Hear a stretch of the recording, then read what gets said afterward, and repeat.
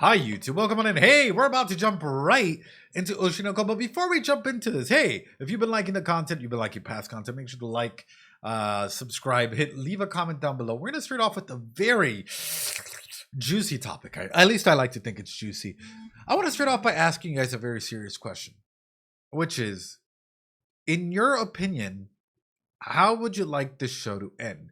I have my own ideas as to how this show will end, or how I would like for this show to end. Okay, and I was talking to chat earlier, and I'm like, you know what? Let's just jump into it and let's go ahead and get this started with. I don't think that this show deserves a happy ending.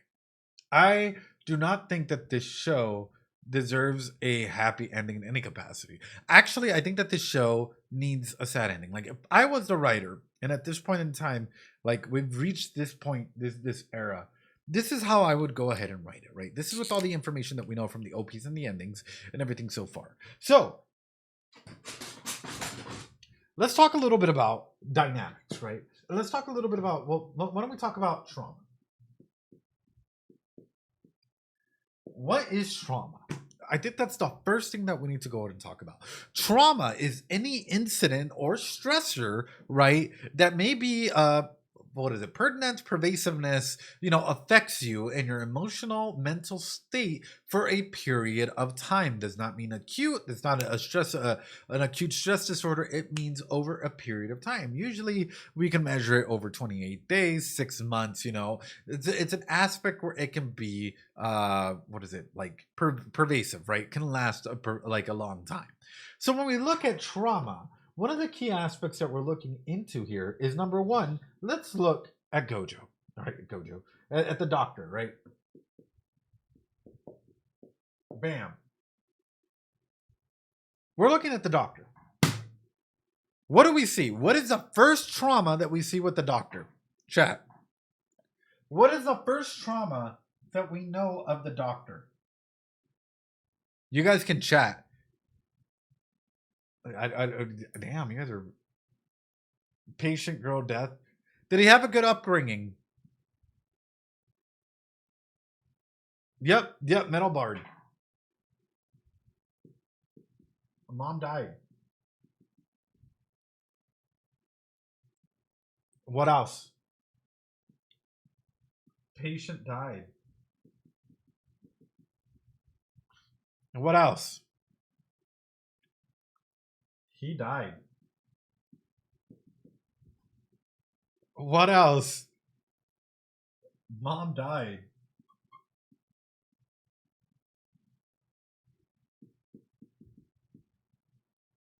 What else? Yeah, mom died number 2. What else have we seen for trauma, chat? Yeah, his idol, his patient. Yeah. Yeah, technically, mom / patient died again.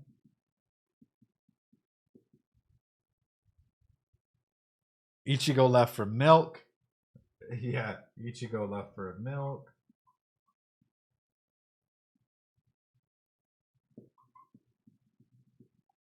And that's sort of where we get started. If someone goes through this so far, no dad, no dad, no dad, no mom, implied strained relationship with felt forced to assimilate on the whims of others. There you go, Megan Monkey hitting it on the head. But if you went through all of this trauma, right, all of these instances, would that not affect you already as an individual? Would that not already kind of make you torn? And then even so, and I can think this is like, how would this change who you are? Like, Dorito in the chat, if you think that like just going through this much death would change a bit as to who you are, I would say yeah. If I got to witness this much death from loved ones, death would take on a new perspective, right? So then comes in the main element.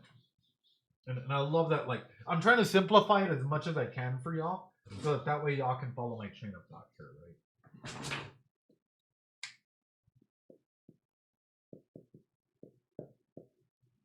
What is death in Oshinoko? We've seen death being showcased in a number of ways here, and I'm touching on these concepts because I'm going to connect them on. I'm going to try and make it make sense for you all, right? Death in Oshinoko has been symbolized as someone, physically, passing away.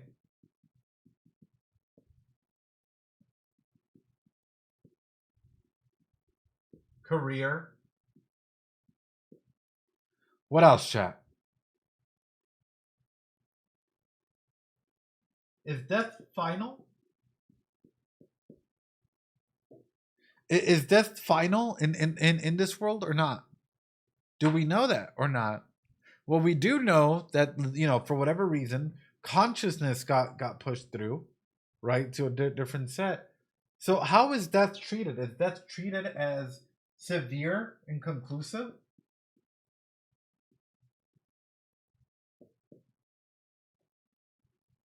In the Oceanoko world, is death conclusive for for Ruby and for Aqua? We've seen death take physical careers. It's not. It's like the death of a career, the death of physicality, right? Like someone physically passing on. But is death final? Is death, conclusive in of itself? As of this point in time, is it? No, right? So here's how I'd write this. Number one, the mind doesn't always die. So number one, this is what we have, right? We have generational trauma.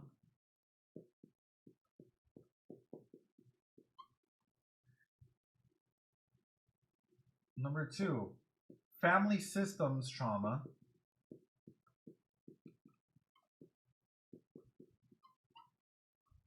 Number three, Maslow trauma. They're all going to be traumas, okay? Number four, attachment trauma.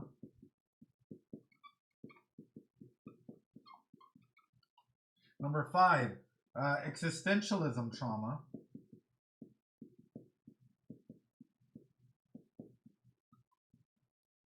Number six, development trauma.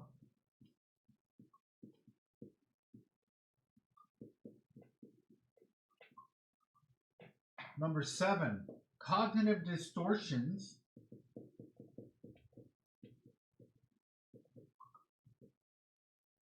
Number eight.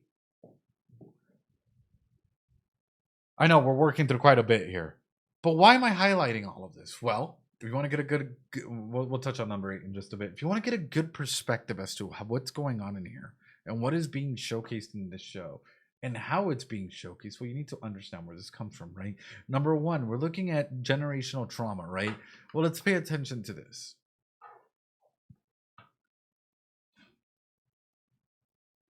Already, we have a system in place where we already talked about death. We already talked about just the trauma of someone dying. Right. And sorry if I'm being long winded about this, but this is the discussion I want to have with y'all, which is how would you end the show? If you had the ability to end the show in any capacity, how would you end it?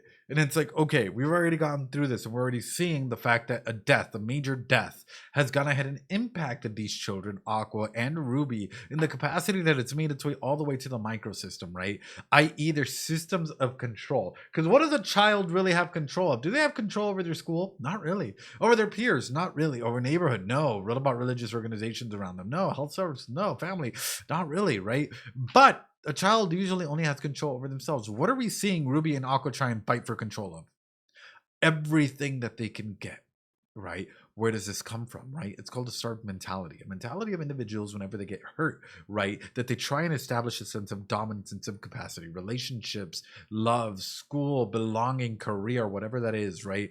Oftentimes you see them find manipulative patterns for them to try and exert their control over their microsystem, over their mesosystem, even over their exosystem as far out as they can go ahead and get it.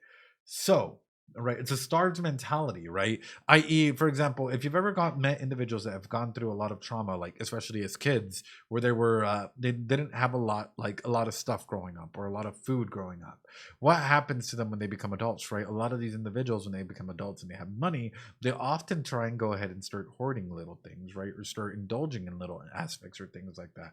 And not saying everyone goes through it, but a couple set individuals, and it's pretty documented out there, that childhood trauma can definitely have an impact as to how you see and you perceive your schema, your worldview, for you to be able to adjust into this. So looking into this, I'm sorry if I'm speaking fast. It's just we got a lot to go through. As we're looking into this, we have Aqua and Ruby both in here. Chat, you don't got to be that quiet. You can speak in here. That's fine.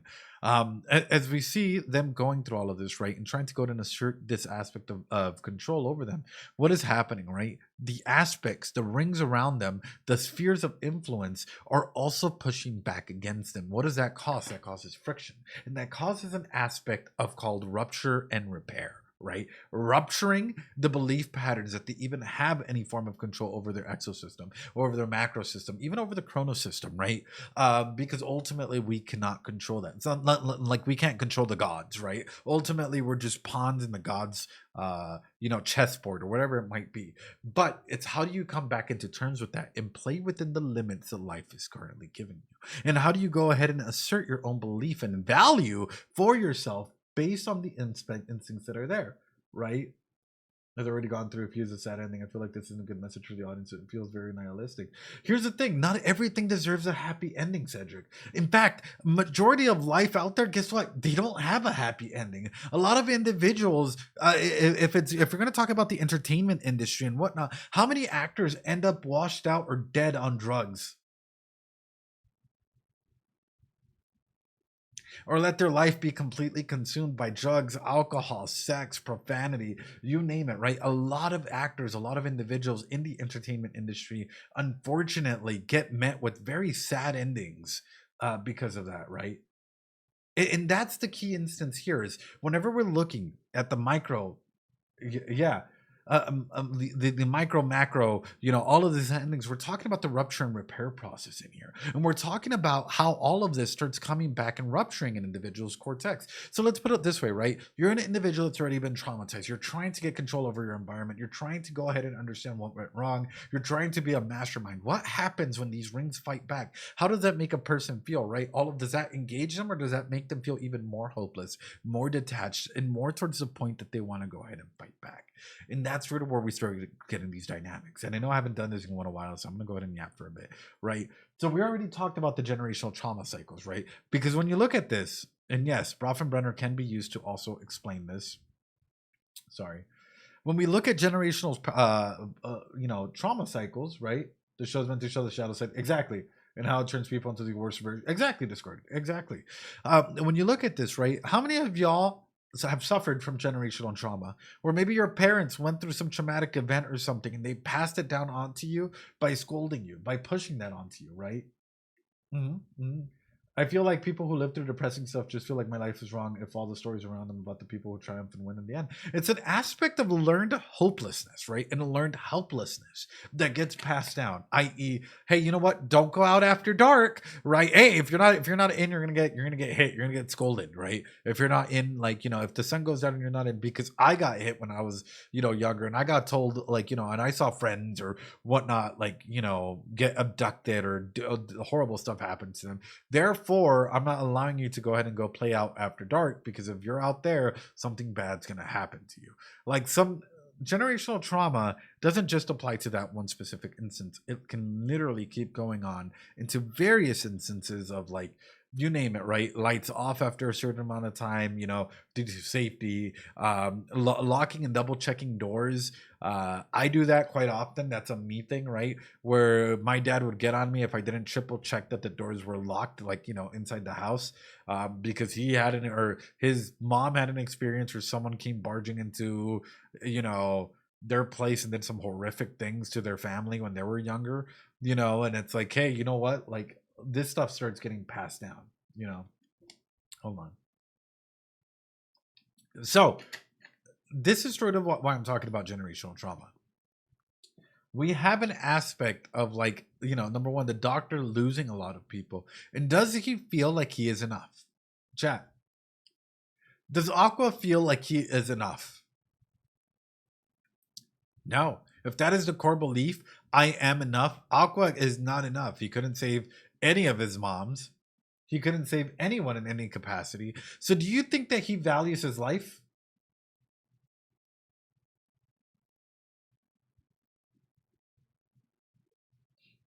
Do you think that Aqua values his life to a high esteem compared to others? Probably not.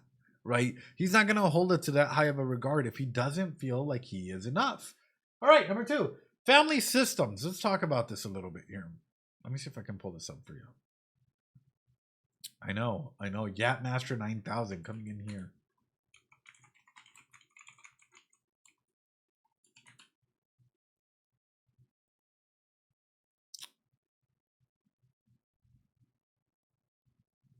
Well, we did touch a little bit of family systems in there, right?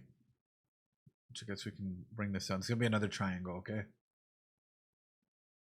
I don't know. I feel a level of inspiration and hope when I see someone who reflects myself when I was at rock bottom, who are able to get out and triumph from it.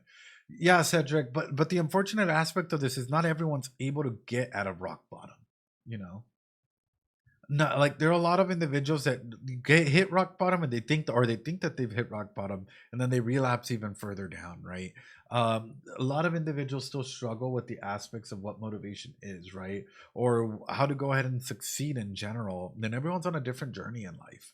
I think that's a big aspect of it. I understand trying to feel inspiration, but not everyone's gonna go. Yeah, not everyone's gonna unfortunately succeed, and that's just an unfortunate thing. I wish everyone could though. All right. Anyway, key concepts of family system series. Let's talk about this, right? Which is number 1, family life cycle. Are there any issues in it that we've seen, right? Whenever we go and interact with the client, these are the things that we try and look at, right? How is the family? All right. What does the family look like currently? Is it healthy or unhealthy?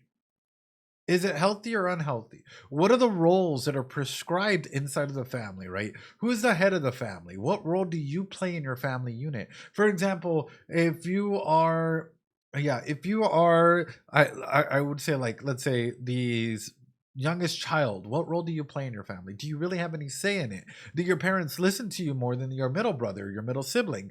Can you go ahead and change certain things? Well, number 3, how do you communicate? Are your communication patterns good or bad? Or do you just shut off when people start actually arguing with you or start having like loud voice conversations with you, right? Or do you shut off the moment that like your dad or parents starts responding with you? Maybe you don't have a healthy relationship with your father. Maybe your father left you at a young age. Maybe your parents didn't like you, right? Or maybe your parents were trying to go and weaponize you in some capacity and you've learned to just shut off because shutting off and shutting up is easier than communicating, right? What have we seen from Aqua, right? Has he had a family life cycle that is healthy? No, right? He hasn't.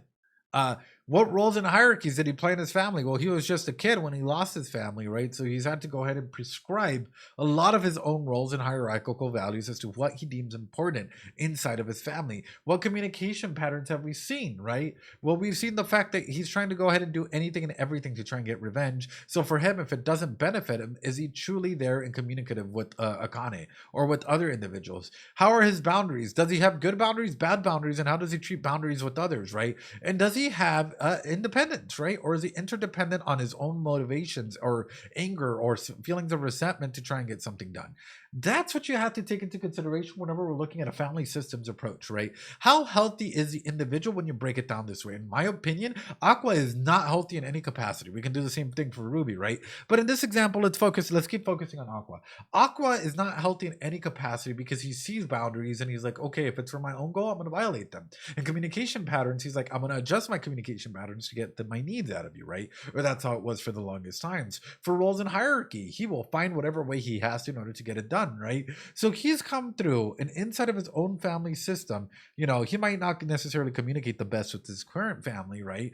Due to whatever reasons. And yes, his sister might have a soft spot in his heart, but that doesn't mean that it's a healthy communication, or that doesn't mean that it's a healthy family system. So we already have someone that's already struggling in that regard, which goes right into our next triangle here. Oh my God, I'm sorry. We're really going in deep, right? As a writer, like, as a psychologist looking at this, it's like we have an individual that's already being broken down by the set life that life has given him, and by this as well, which is okay, where is he at? What is he struggling with? Does he feel safe? Does he feel safe, chat?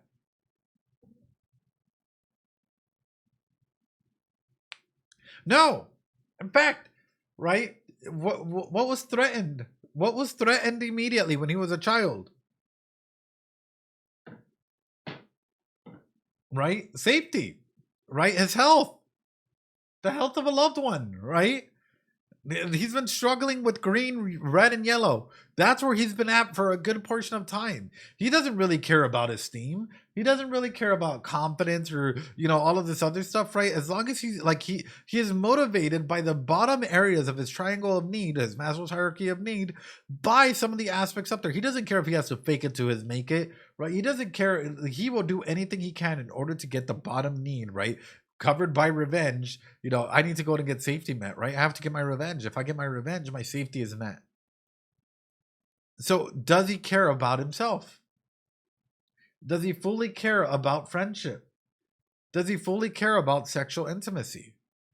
If he's being driven by safety, if he's uncovering safety by the aspects of revenge, because he doesn't feel safe if he knows that his father is still around.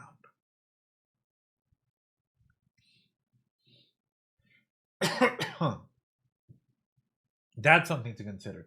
So there was already early childhood trauma based on what happened with Dai inside of that. Cool. Next one. Okay. So now that we've established that moms have died in multiple lives, right? He's crashing. But why can't he grow to care? Because he doesn't have the base foundational needs met. If you don't have your base foundational needs met, are you really gonna grow into a secure, safe aspect, or are you just faking it? And that's the main question to ask. Is he doesn't feel safe because it's not safe, right? In his own world, right? Ultimately, if he was able to go ahead and not have that knowledge or be removed from it or be taken away from the area that he's in, from the entertainment industry, we could talk about that being another avenue. But there's a lot of things. And this is why I say his grief therapist, failed him when he was a kid. Because they would have caught all this. They would have been able to go ahead and work on all this. So let's talk about attachment styles. Where is he?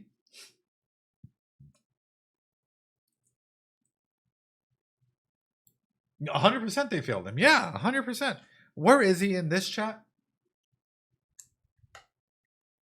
Avoidant dismissive. Yeah.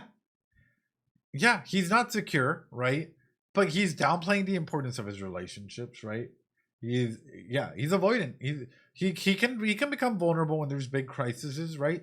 But what we saw in this was a couple of things, right? When he was in an era of peace, he was starting to go ahead and become a little bit more anxious and struggling to communicate his needs outright, right? And like what he was going through with Kana, with others, right? Because it takes a while for an individual. It's not like you can bounce around, right? For an individual to start feeling safe, right? But what would happen in an environment where his own sister or his own loved one got threatened? Is he truly safe, right? No, they failed him, Ozzy, man. Because a good therapist, a good psychologist, if we feel that you're a danger to self or danger to others, or your health is at risk, we can do, at least in the United States, we can do a thing called a title, right? I.e., saying that an individual is at risk, either through mental health, physical, or a danger to self or danger to others, in order for them to get the help that they may need and or require. And if a young kid, has gone through a very, very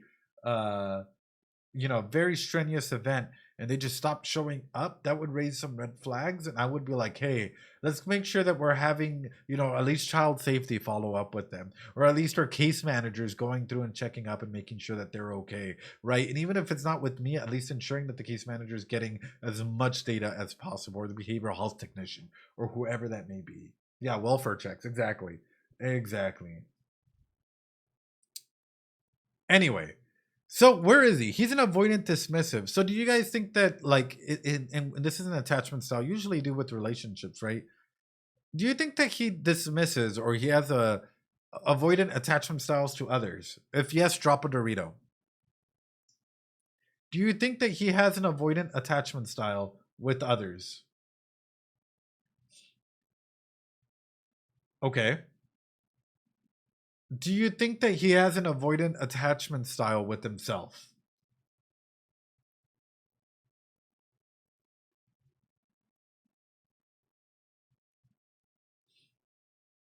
Yeah, I know. A big aspect of relationships is also the relationship that you have with yourself, right? Do you think that maybe he downplays his own self because maybe there's an act of like not really feeling, I don't know, like death is big or important, or maybe his even valuing his own importance in the overall aspect, and that's the main aspect when we're talking about attachment styles that you have to look into is what is the relationship that they're currently having with themselves. Okay, next one. I know we're going through this all at this point in time. What has he done? What has been done to him and what has he done? Yeah, but is he open? Is he scared of truly being open to himself and feeling what he needs to feel or healing what he needs to heal? What has he done to others and what has he done to himself? Or what has been done to him?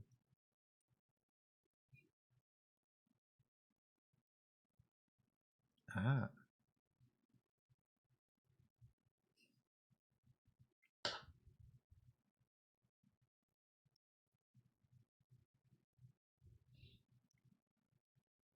Okay, here we go.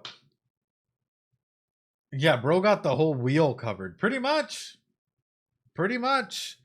Controlling what someone does, where she or he goes, pressuring someone to be a part of a group, deciding who someone sees, talks to, what she here wears, blaming, using physical violence, using harmful. By the way, that's assault as well, right?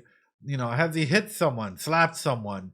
Has he gone through and I know that sex is really highlighted in there, but has he like it's just like manipulating to get someone to do something in that regard, right? Except for maybe sex, yeah, in of itself, exactly. Technology, minimizing, denying, like it's a lot of the wheel that's being covered.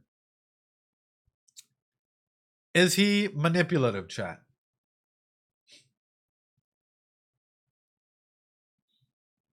Would you consider Aqua manipulative?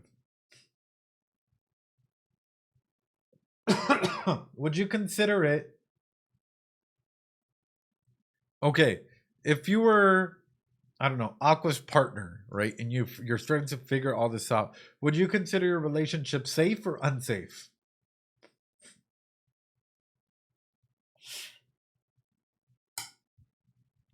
And even worse for Aqua, because they might know that they're actually actively doing all of this. I can fix him. I know, right?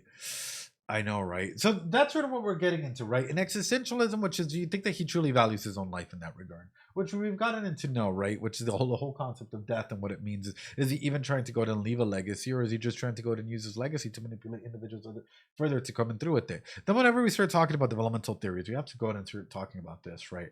Which is where did it fail him? At what point in time did he already struggle with things? When did I pass away, chat? How old was he?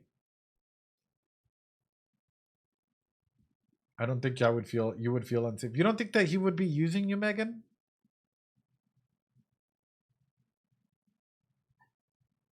Like if you're in a relationship with him, you don't feel like he would be trying to manipulate you in some capacity? There were 3 when he died. Hmm. So you're telling me that, like, number one, there's already instances of what's coming in here, right? Is my world safe? Can I do things by myself or need I rely on others? Am I good or bad? How can I be good? Hmm. So you're telling me that he was already struggling. These are the developmental cycles that we're talking about. And he's already failed at such an early age, or he's already failed one at such an early age. Now, can people go back and fix their developmental milestones? Yeah, absolutely, right? People can definitely go back and start working on some of these milestones. Even as you keep growing older, you try and go back and find ways to make the world assert that the world is safe. But has the world asserted that the world is safe, or has the world asserted that, hey, you know what? The world is not safe. Hey, you need you need to rely on yourself but manipulate others. Hey, you need to be good and bad. hey, you need to go ahead and like, even though you might feel inferior, find ways to go ahead and feel competent. You are not good enough. You are not good enough. You are not safe. Think about the bad, negative cognitive distortions that are coming from this, right? Okay. Speaking of cognitive distortions,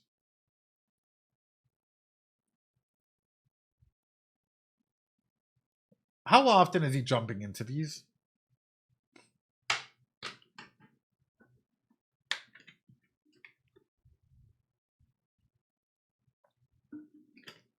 I'm bad. I couldn't save mommy. How can I save myself? Is my world even safe if I couldn't save mommy? Mommy died in front of me. It's because I'm no good. I can't. I'm not good enough. You know, all the time. Yeah, he's jumping into this all of the time. It would apply 100%. Don't matter, right? Because you have to start talking a little bit about number one.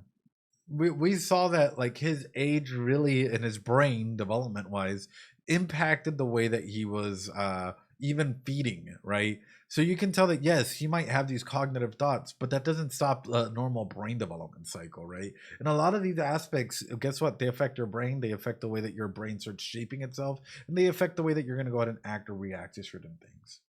So whenever we're looking at cognitive distortions, a lot of these are coming up true because his whole worldview has been filtered by a lot of these trauma, a lot of these distortions.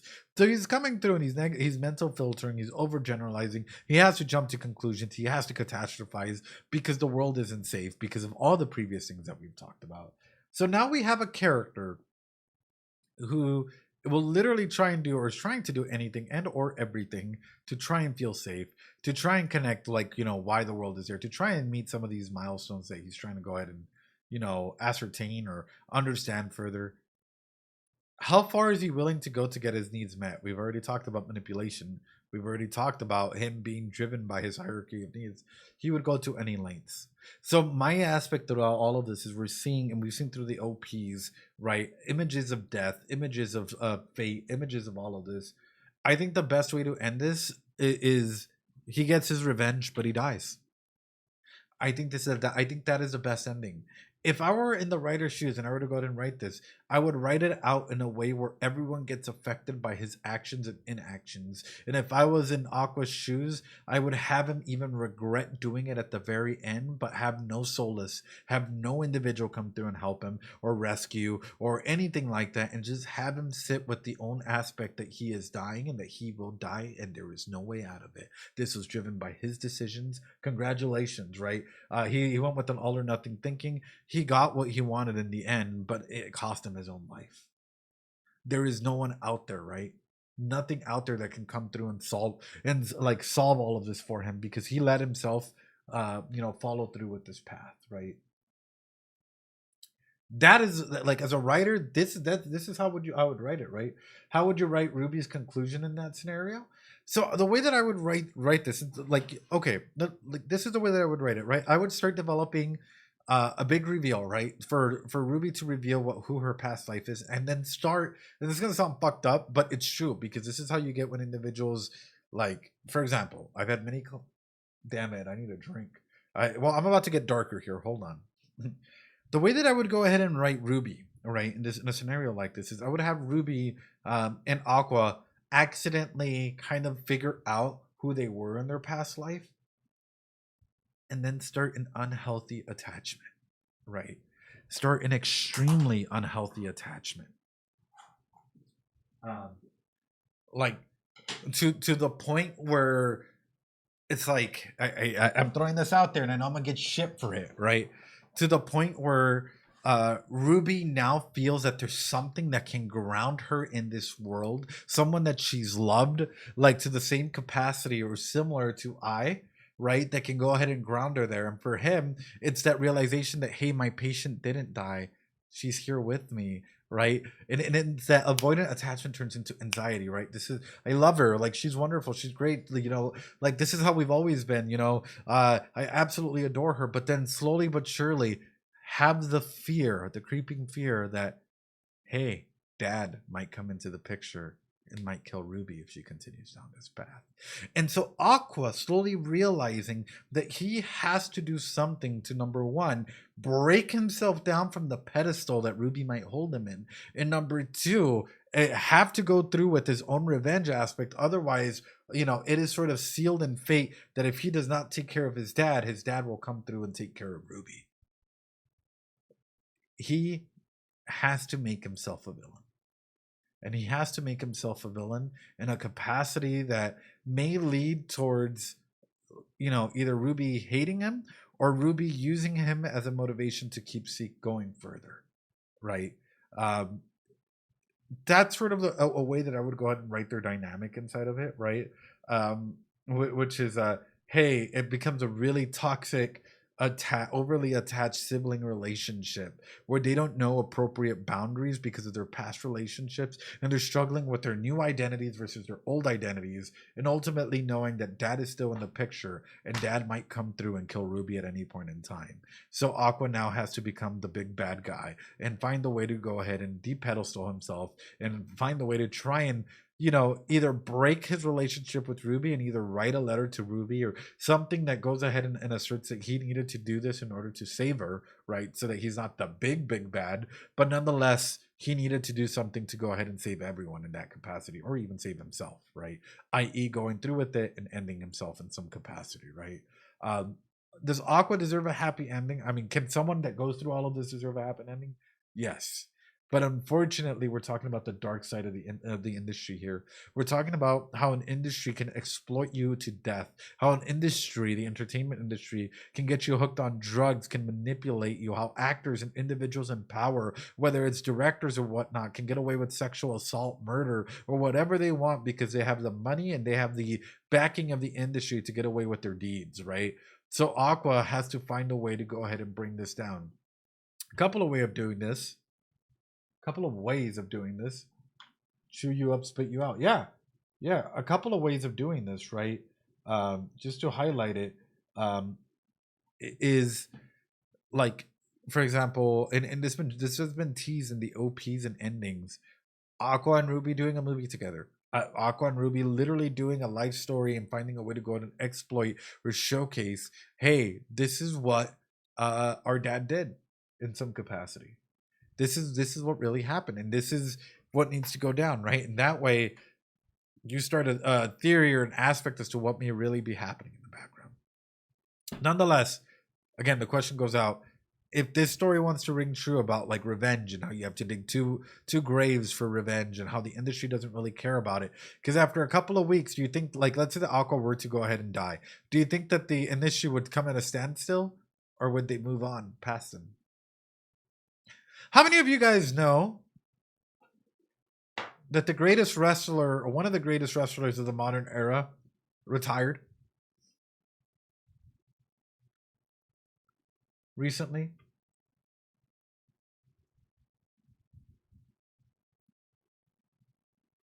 Yeah, John Cena. All right, big faction in the WWE. You want to know what he said? He said, in one, like, an interview that he gave, he said, after 2 to 3 weeks, y'all will forget about me.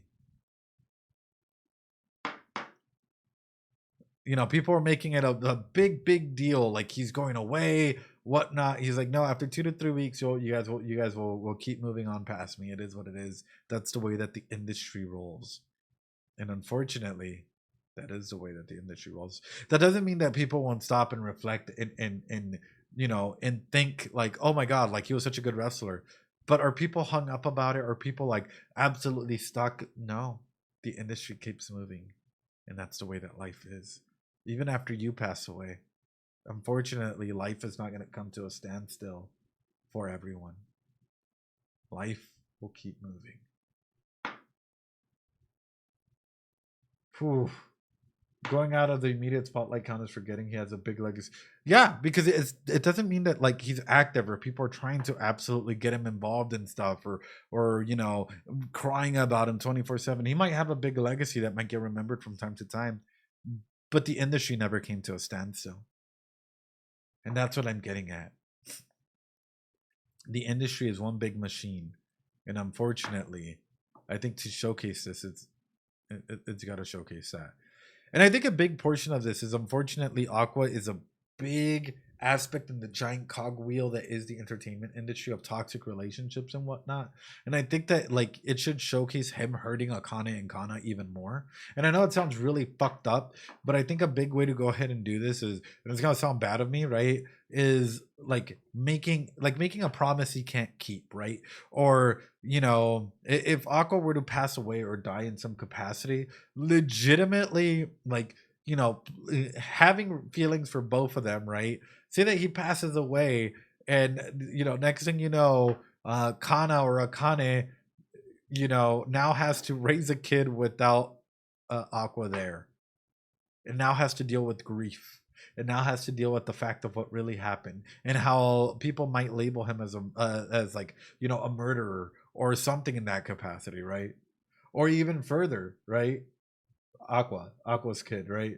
Or even further, right? If you really want to go on a more fucked up route, have Ruby have his kid. If you really want to go on a more fucked up route, you can go that way, right? Where you say, hey, the weirder shit has happened in the industry.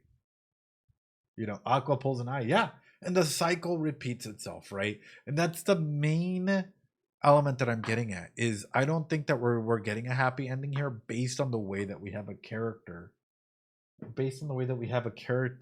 with traumas that they're unwilling to go ahead and find a way to fix or heal. So they're cementing themselves on their emotion of revenge and anger and negativity and all of this stuff, which unfortunately will cause their own downfall. And that is my thought patterns. That's how I would write the characters, in a way to go ahead and showcase there is no happy ending. Or at least there might not be, not in the entertainment industry, if you're only focused on breaking others down or focusing on revenge. Anyway, what do you all think? What do you do you agree, disagree? What do you think of that? Either that, or I would just make Kana and Akane just absolutely livid, pissed off to the point where they can't stand what happened, what he did to them, and just be absolutely pissed. One or the other. Anyway, do you agree, disagree? What would you guys change? Peak cinema here. I don't know. I'm just a guy that does this for a living. I do a lot of psychological work for a lot of therapists, psychologists, and others out there. Exactly. It's called cyclo, right? Cyclical like behaviors and habits. So wouldn't surprise me. Anyway, with that being said, holy crap. Sorry, guys. Do you think Akana did the right thing and not telling me he had the wrong conclusion and letting him?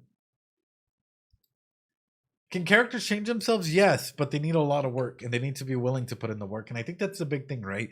Even in therapy, right? A therapist or a psychologist will only meet you 50% of the way there. It's up to you to put in the other 50%, right? It's up to you to try. Because if you don't try, well, how good is therapy? Or how good is anything, really, if you're not putting in any effort? I was talking about this previously in another one, right? Which is intentions versus mechanism. If you have like the best intentions out there, right? If you have a lot of intentions to get stuff done, motivation, you will try and find one way to go ahead and get something done. But you can think of a billion ways to get something done. But if you don't have any motivation to get it done, you're not going to get it done, Or if you do get it done, it's going to be like kind of garbage. So again, how will you motivate yourself, and what does that look like? Alrighty. Y'all ready? Good questions, y'all. Did this help? I hope this helped. I'm always like unsure about doing long tangents like this, because I know some people are like, just get to the fucking show. But I hope that this kind of helped in like letting you guys in my brain a little bit as to like what I'm looking at, how I think, if I was the author, how I would play things out based on this. Yeah, honestly, with let's go was very cool. Thank you. And it's just the main thing. Like overall, you can drown yourself in revenge. Like legitimately, feelings and emotions like that will drown you out to the point where you can't feel, see, think about anything but that emotion. And it's important for an individual to notice when emotions are completely drowning them, and for them to be able to go ahead and seek the help that they may need if they're starting to feel that way, right? Very, very cool. Thank you. Yeah, and that's the thing. Like, and I highlight it like this, right? Because sometimes yeah, sometimes like emotions just really feel like a giant like gaping wound, like a giant stab wound. And instead of us going through and going to the doctor or the emergency immediately to try and find a way to go ahead and get fixed up, what we do is like we really just cement in the pain and the feelings, and like literally, and that's why I say like we literally drown ourselves in our emotions, which is oof, can't be done in a short way. No, it's long form. Anyway, I might chew some gum here because you're one of the best things. Oh, thank you, Metal Bart. I appreciate it. I need some gum here, bro, because I'm like I've been yapping for like an hour. Hold on.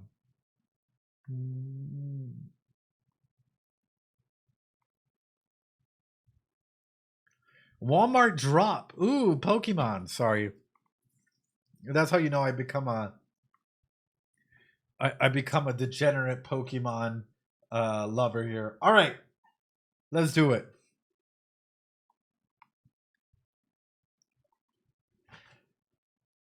Does anyone have the MV for this? It's hard. Yeah, it is really hard to quell the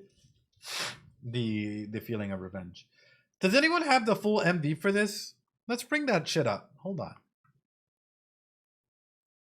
By the way, everyone, sorry. I'm not going to be able to stream this Friday. I will stream on Saturday, though. Heads up. Freedom Saturday. Ah, arigato, Bleak-sama.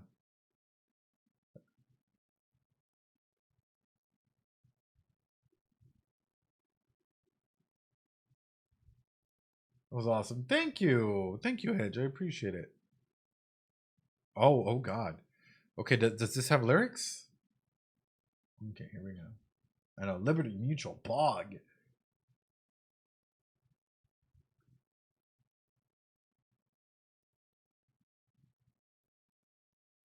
Okay, why is Twitch doing this now?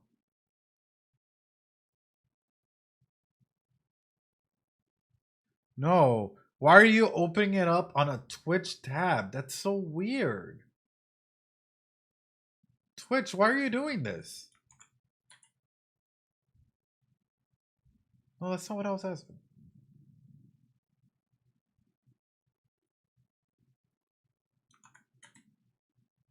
Okay, got it, got it.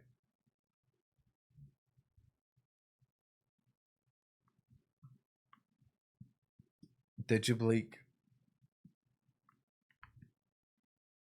That's kind of hard.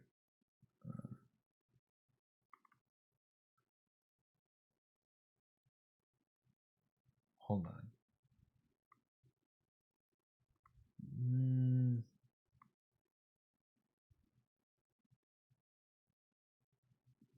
Ah, but that's the. Okay, I guess we'll take a look at this one first. Sorry. No, that's the one for the anime though. I'm looking for the MV itself first. I'll do the full anime one in just a second here. Hold on. Y'all ready?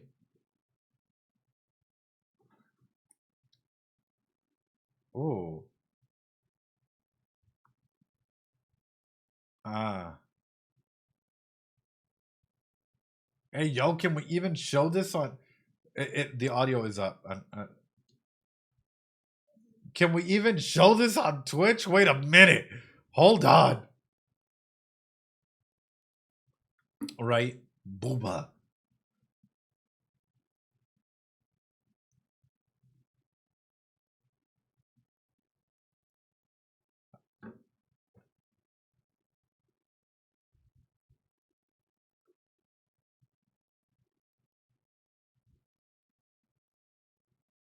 Wow. Okay.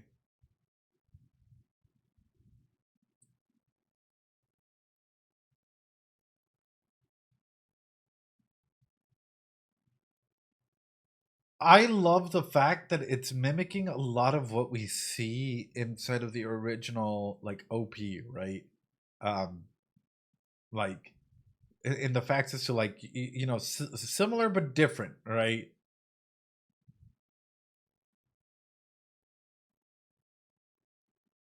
The dress, right? We're like them looking in the mirror, them getting ready. You know, the small little similarities in that is pretty awesome to see. Going through with that.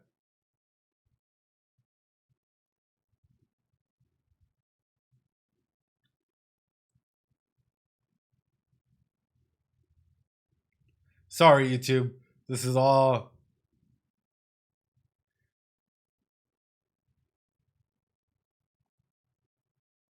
What is she? What is she doing, chat? What is she doing, chat?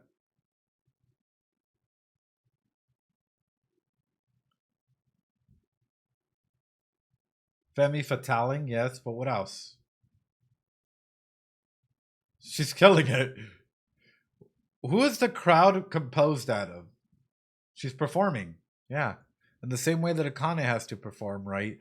She's attracting, she's alluring, she's putting on a mask, right? The mask of the performer. But who is her crowd?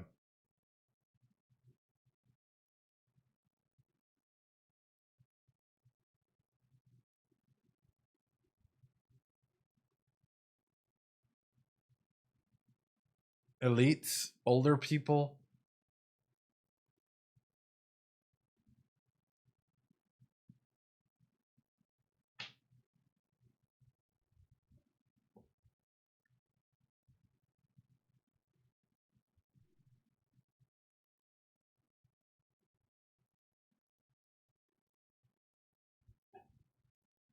Well, that's the thing is, ladies can absolutely still be enjoying this and taking part of this, right? Like you know, you understand this trauma. What are you praying to him? And oh,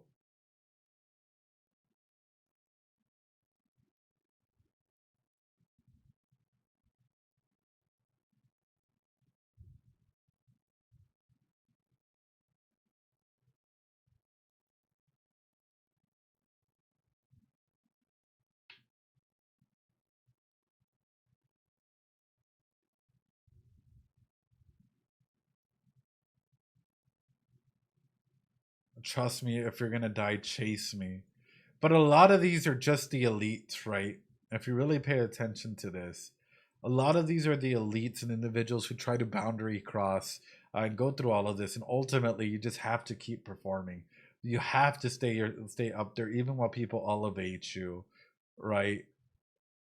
And ultimately, I guess, ultimately, the big aspect of this is like you even have to perform for yourself, and in the process, you might start losing yourself, right? I'm looking at the imagery more so than the lyrics, right? It looks like a big private club. Yeah, absolutely. Sorry, we're gonna go back quite a bit here. First off, I do gotta say, absolutely fucking stunning, beautiful. I will not take that away. I will 100% say that. Absolutely stunning. You know, I love the dress. Like, you know, that's phenomenal.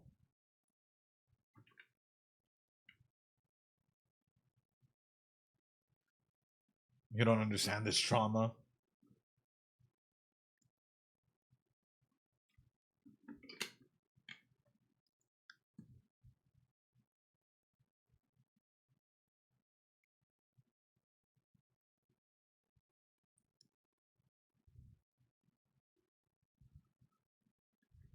So even if I smile at you, you won't believe me, pretending that there's nothing wrong. I kick the earth and cry, right? So even though they try to mask their own feelings, right, about what's really happening in this scenario, and even though you know that this is fake, right, they have to withhold all of these emotions and feelings ultimately because there's not really anything that you can do to go out and change this other than pretend again to kick the earth and cry, right? Oh yeah, and the hair is gorgeous. Yeah, almost porcelain like.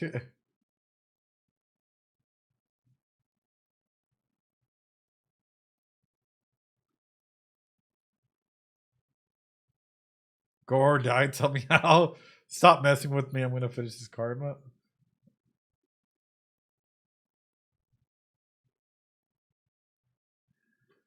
But a big portion of this is again, and if we look at Kana, right, and Akane, what are they done for the most part, right? And again, we've been talking about this for a good portion of Oshinoko. sometimes the entertainment industry will put you, spotlight you, and you're the item of joy. I'm not even saying person, right? The item of joy of the moment, right? Where people will sexualize you, where people will have will try and control anything or everything. And I wonder if at some point in time, Oshinoko might cover an aspect or a story like this, which might be like a big drama breaking story of like people, a director, a producer getting too handsy, or I don't know, accidentally walking or trying to take one of the girls to a hotel, or a paparazzi or someone taking pictures of the hotel of one of the girls entering a hotel with one of them, not even for anything maliciously, right, but just so that individuals can run through with the story in that regard. Because again, you might be the popularity and people might love you for 1 second, right, and you might be all in there and people might enjoy it, but at the same time there are people out there who absolutely hate the fact that you're there. Scandals, yes, huge.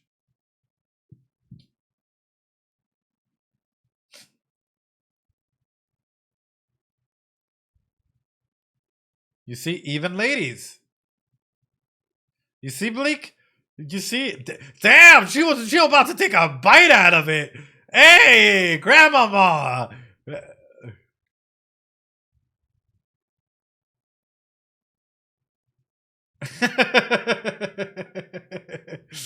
Oh, abuelita. The crowd was entirely ladies. Is that Kojima? Wait, where? Wait, where? I wouldn't doubt it, dude. Kojima's the type of guy that just randomly appears in like a random series, TV series, or you know, the dude on her thigh. Oh no.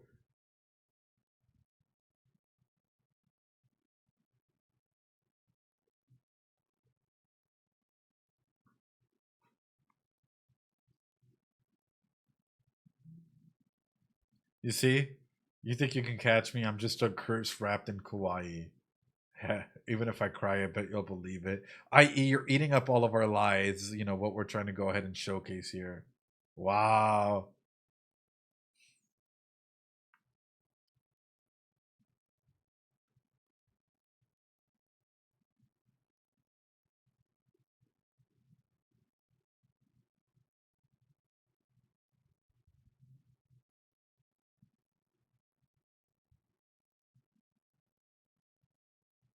Gore or die, tell me now. What if this is just what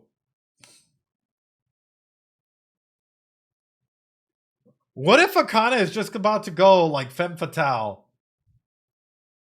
What if Akane and Kana might just start going full femme fatale here and get, being like, you know what, Aqua, you can use me. Just let me know what you're actually gonna do. Use me, manipulate me, use me however you need. Like I will be there for you, or I will do this in this regard, not just for you, but for us, or whatever that may be. Oh, oh.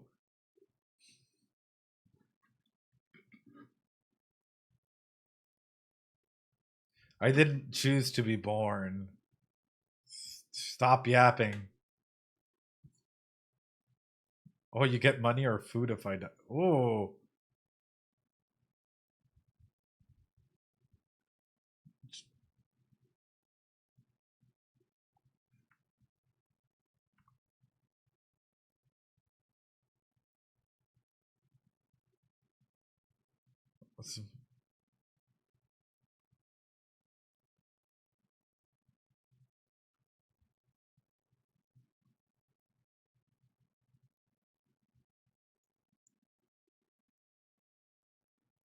That's a really good song, though. I ain't gonna lie.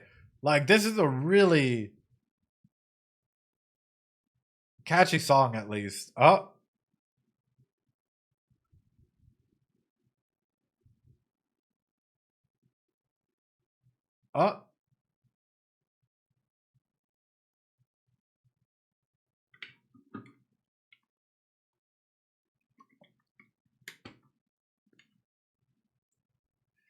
So what if this is what is actually gonna happen, right? we see Akane in the black dress, right? And in a big way, maybe Akane is going to try and go ahead and use whatever method, ways, or forms that she can to gather information for Aqua in some capacity. Maybe not fully telling him the truth, but just slowly start drip fitting him, right? Because she wants to grow the importance in that area, right?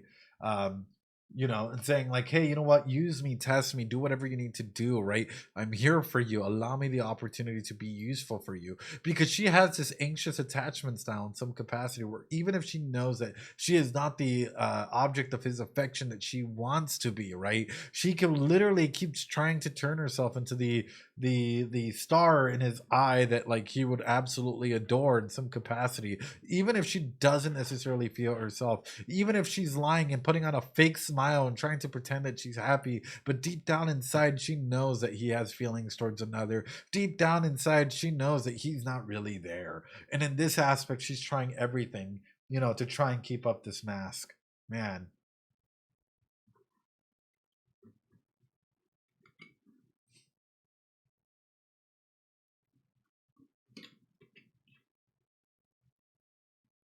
it's not that deep, she just knows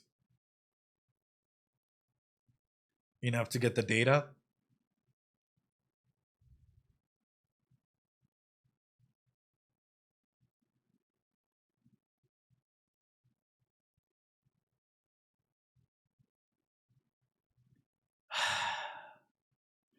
Ah, ah, ah. Only one, huh? Ruby? Ruby? But no, she's absolutely beautiful in that.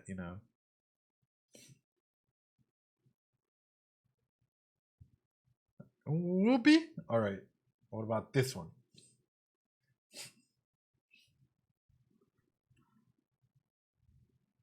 Yeah, does this mean that this is about Ruby if she only has one star? Exactly. Like, wait a minute.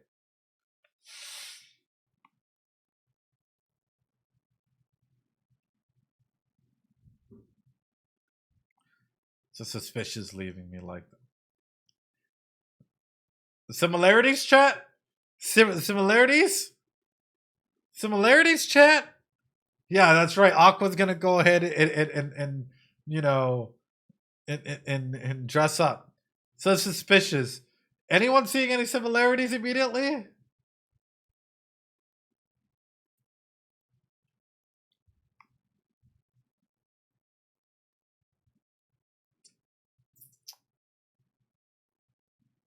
Sparkly dress.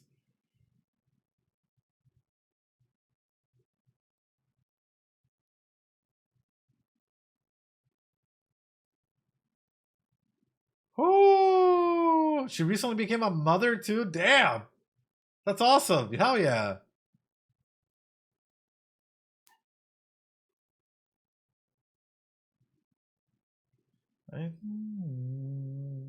So suspicious leaving me like this. You don't understand this Trump.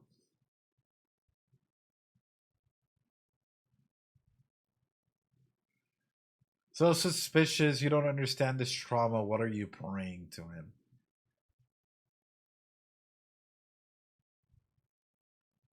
It's like, what do you mean by trauma? Like, what specific trauma are you trying to highlight?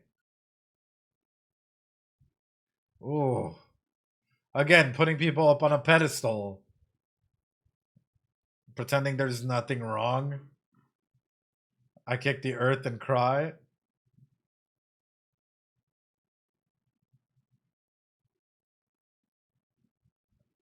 Oh, if you're gonna die, and it's literally the aspect to Serena and Ruby here, and spelling like maybe poison. Ugh. Oh,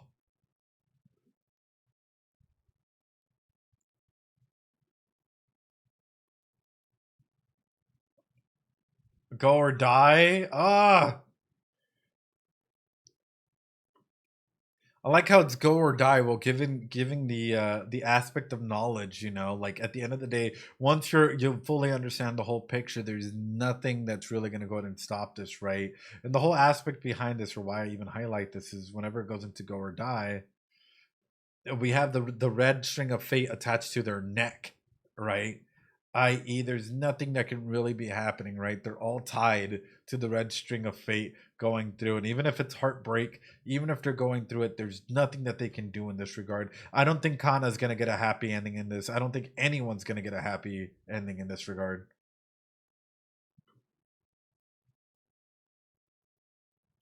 I see.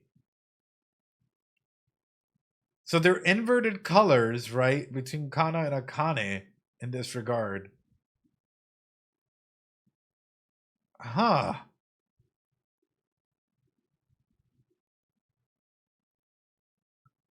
Not just red versus blue, but we have the whole aspects of, like, number one, right? Who wears their heart openly on their sleeve versus who might understand a little bit more as to what's going on, right? I do love the fact that even though they have inverted colors, the star that they're looking, or that they have, is the white star that's on their lapel, right? I.e., the version of Aqua that they might be like truly working for or looking for or trying to get is the good version of him instead of the dark star version of him. Even though everything else is flipped colors for them, except of course for the undershirt, that remains the same. Isn't that kind of cool? That's a cool way of storytelling, right? And even for that, right, there's still the version of Akane between the Ai Akane and the true Akane.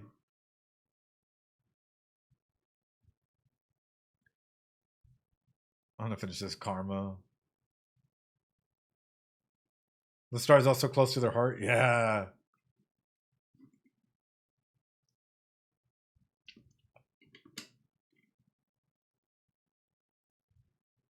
Oh.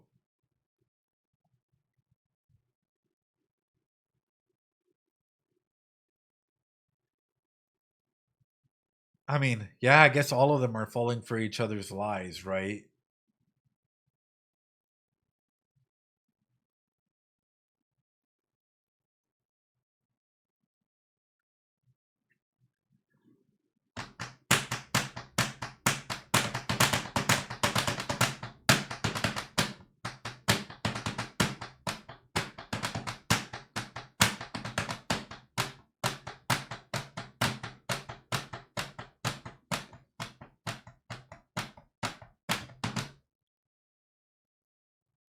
I didn't choose to be born. Stop yapping. Will you get money or food if I die? Oh. Oh, with this whole aspect that's been going through, right? Are you gonna get money or food? And yet previously we saw the whole food reference with this, right? Hold on. Where's the food?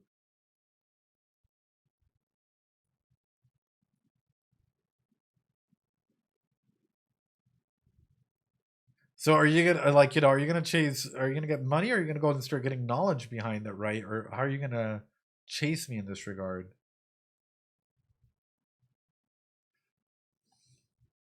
Of course, it being I.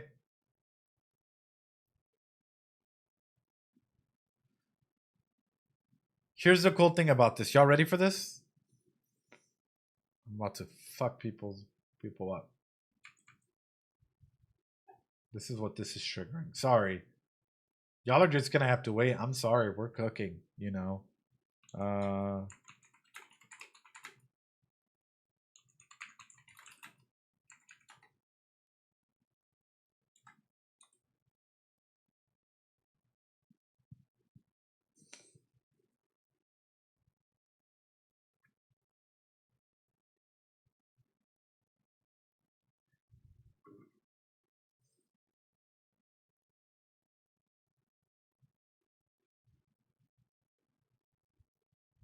I keep burning myself as I crave adoration. I keep burning myself as I crave adorations.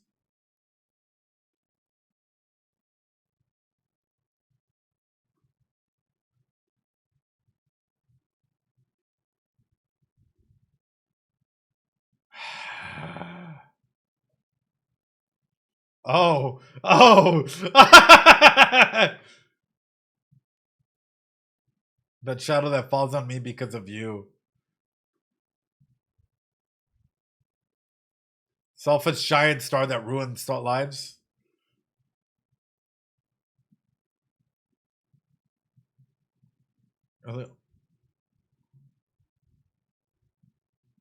Hold on, it's gonna get you.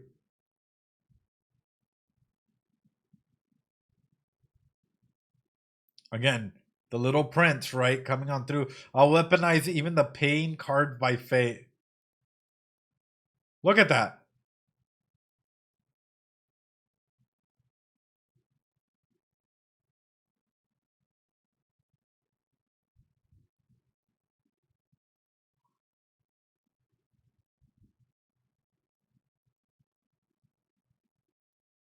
Fatal, fatal love.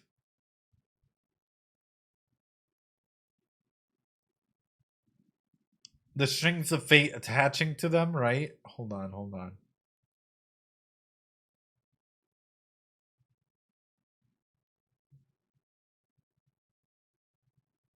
Literally everything burning.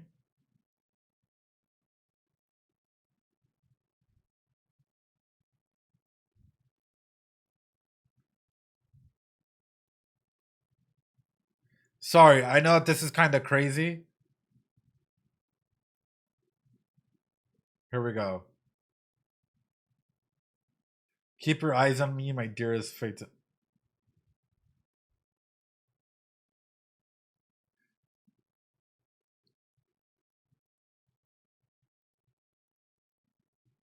Everything was predestined. Everything is predestined, you know. Uh, i.e., the kid going through all of this, witnessing, you know, A, B, and C. Oh, you think that that's it? Hold on, you think that that's it? Oh, wow.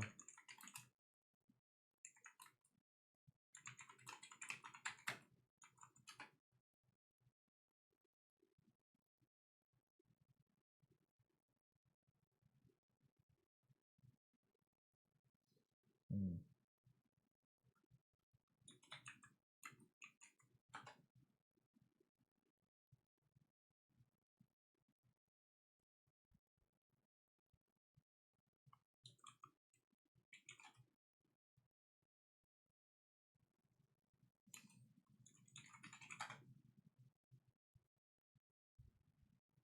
No, this is for when it goes up on YouTube for the video. You guys might notice a little something in here too. You guys might notice a little something in here too.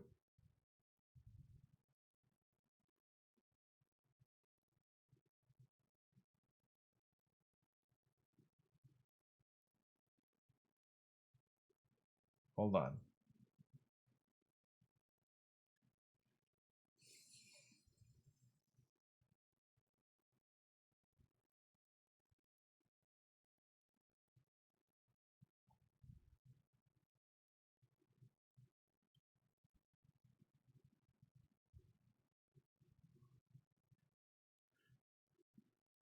Black dress, right?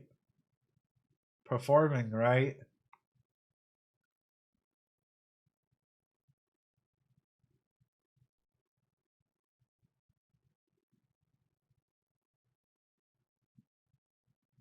This is one of my all-time favorite songs, by the way. I have this song in my playlist, like just randomly comes on, and I just like, it's so fucking good, bro. But it's very specific, right?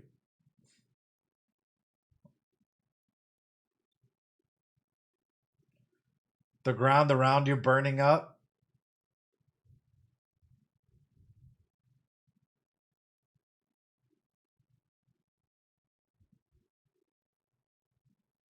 Oh, where'd we see this? Chat, where'd we see this? Black dress? Where'd we see this, chat?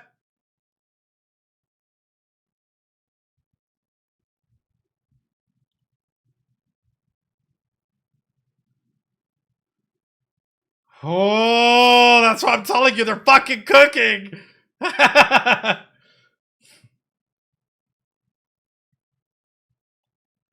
Woo!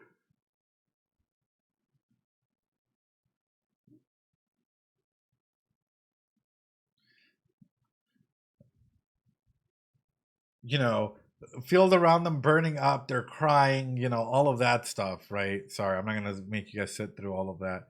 And of course, the whole aspect of performance, of literally being stuck, being unable to move, being stuck there, in the similar way that Kana's kind of stuck in a box, there's nothing more that you can change. And I could keep going on and on and on, in that regard. Because we can do opening one and ending one, and you'll also see some things that'll make you go like because I know it's already making me go like, boom, here we go. You guys ready? The kid, right? The one-winged angel burning up again the entire field of flowers. Sees opening one with the rabbit, the strings of fate being attached, and just like an opening two, right? And also like this opening when the beginning where like we see Kana tied up with the red string of fate there. And I believe opening one, if I remember correctly.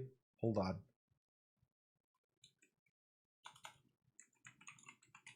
Oh yeah, opening one, Oshinoko. Is there an MV?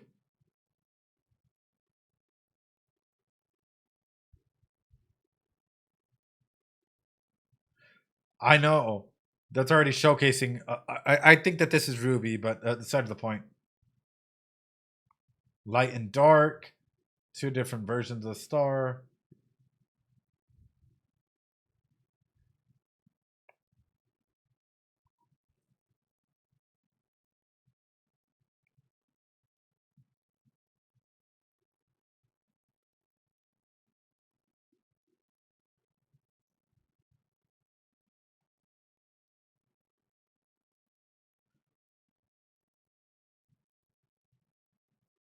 If you have the MV, well, I need no. I wanted this one, the full one.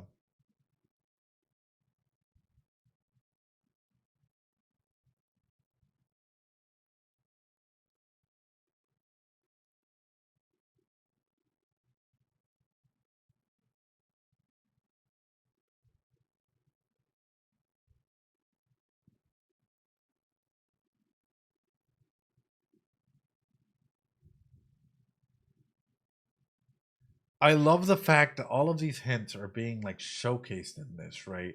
All of these hints are being legitimately just showcased there for individuals that want to pick it up. And I didn't even pick up everything. I didn't even pick up everything. It'd be impossible for me to pick up everything. Yeah. But even this, sorry. You guys wanted an analysis of this, just a small one? Everything ties into one another.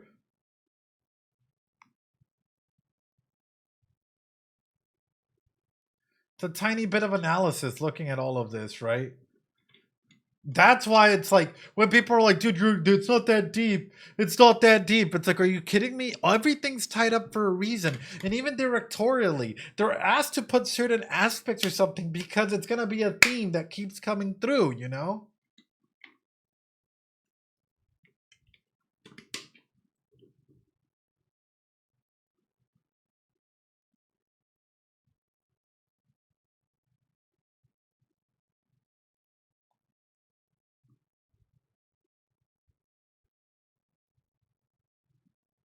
It's like oil and water.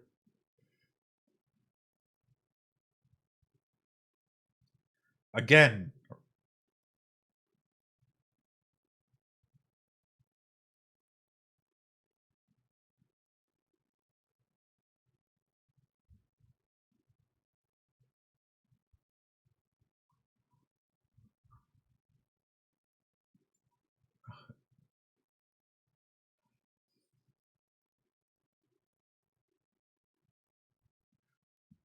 that audio fucking break every time.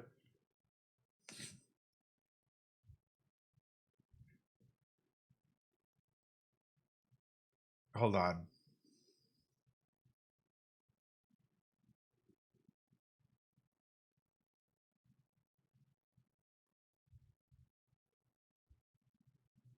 Quimby is such a vibe, yes.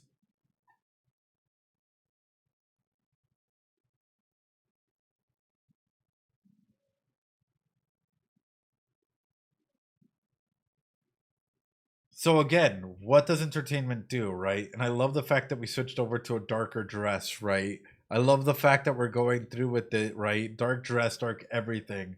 The audio is fried.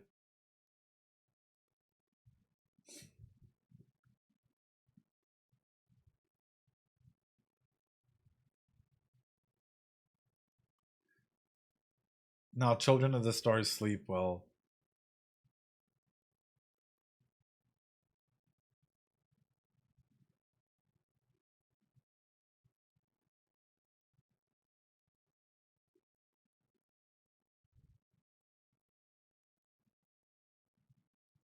So there's so much hidden in these OPs and stuff that or these MBs specifically. That was that, but now we're getting specifically to this.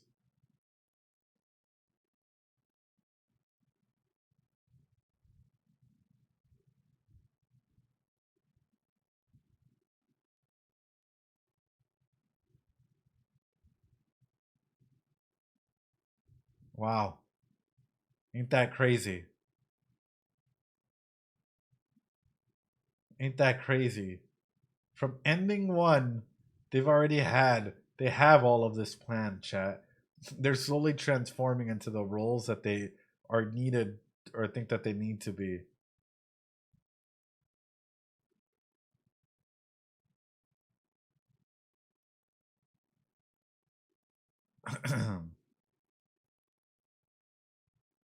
Rabbit was, yeah, lies.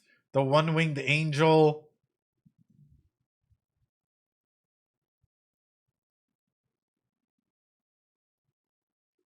literally falling into water pit, right? Or into water, the strings of fate pulling them down. Like,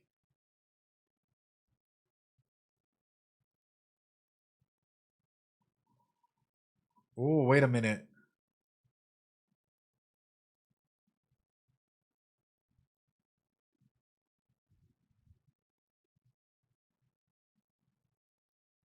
What if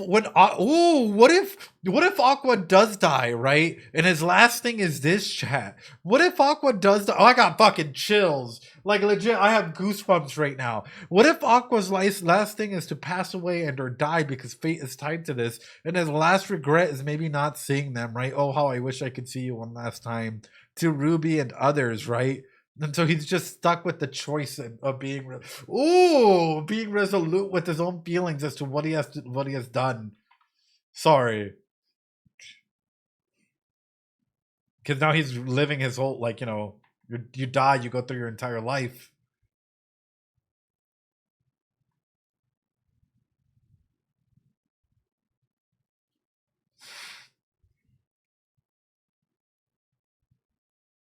until it fades out.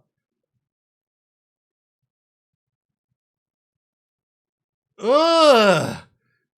His vision just slowly fades. Whatever happens, right? He's thinking about, like, man, maybe if I could only see my sister one last time. Well, I guess this is it. I would have done things differently if I had another opportunity to. Damn.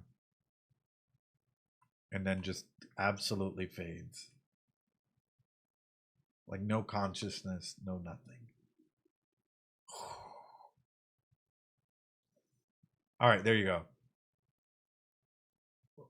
But that ties into this because, again, we're using similar themes, right?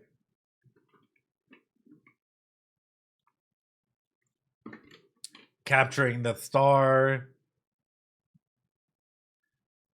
her starting to wear that, the strings pulling him down again. My God. Being left without any choice.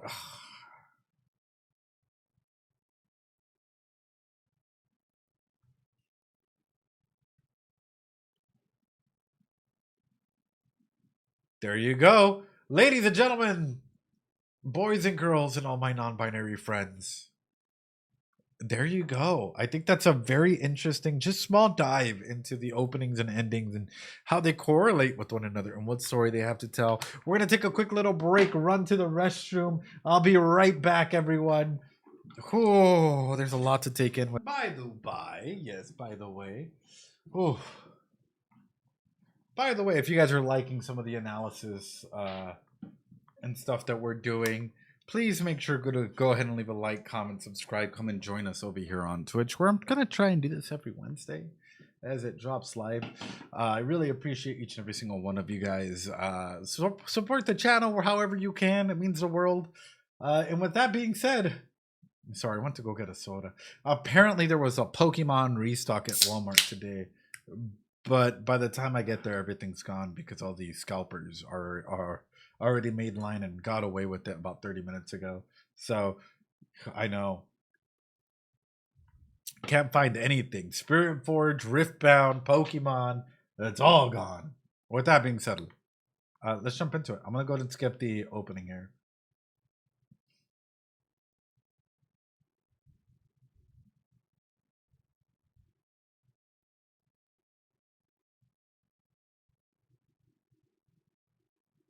All right, y'all ready? Might have skipped a little too far. You guys are lucky you guys get to hear the audios, but the poor people on YouTube Vods don't. All right, let's do it. Damn! 彼は愛の妊娠当時15歳の中学生だった。そこからさらに逆算すると20年前だから姫川さんは彼が11歳の時の子供ってこと。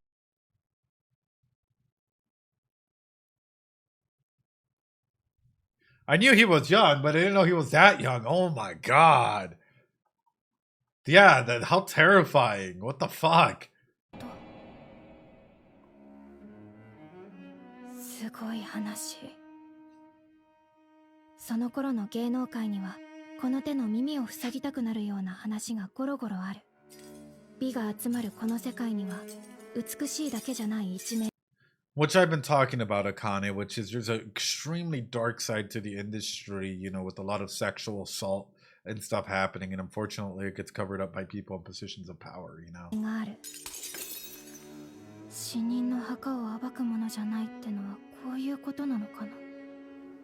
もし神木が真犯人で自白を引き出せたとしても、当時未成年の犯行。He would have been a minor at the time, so he wouldn't get jail time. アクア君が犯人にたどり着いたとしても彼を裁く方法がない。復讐をしようとするならばより直接的な方法しか残らない。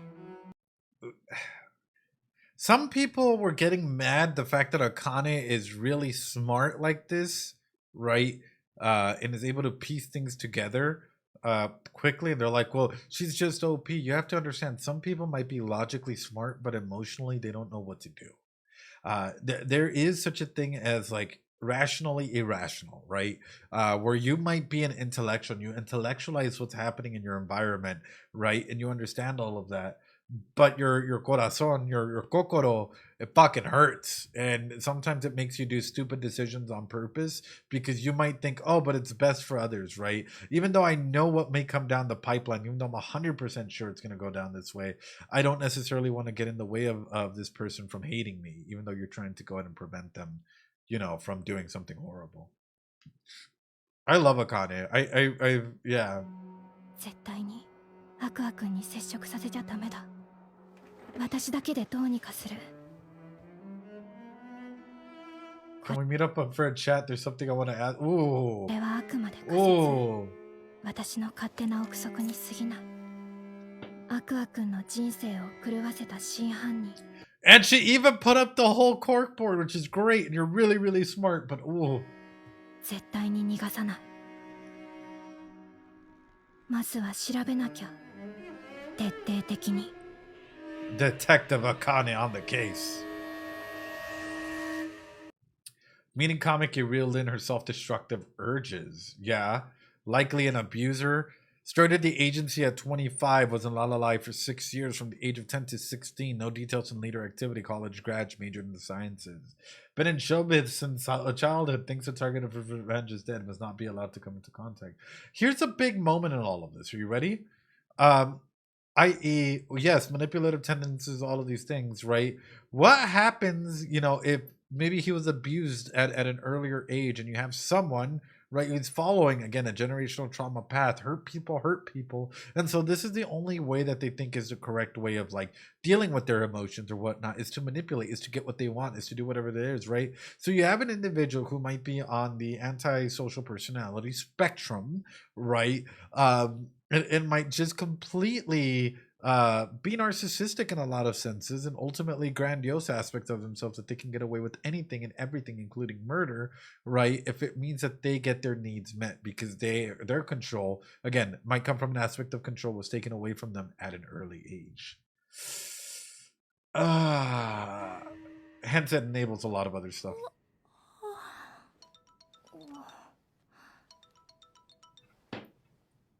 Aku-aku, もしもし。眠たそうな声だな。最近歩き回ることが多くて Laid. 疲れちゃった。次の撮影入るまではオフだったよな。なんかやってるのか？いや、ダイエットしてて。I got これ it. は本当。茜 Oh. は十分痩せてるし、そんな必要ないだろ。Oh. そんなこと言ってもさ、私がデブったらアクアくん嫌でしょ？どんな茜でも俺は好きだぞ。Hey, yo. Hey, yo.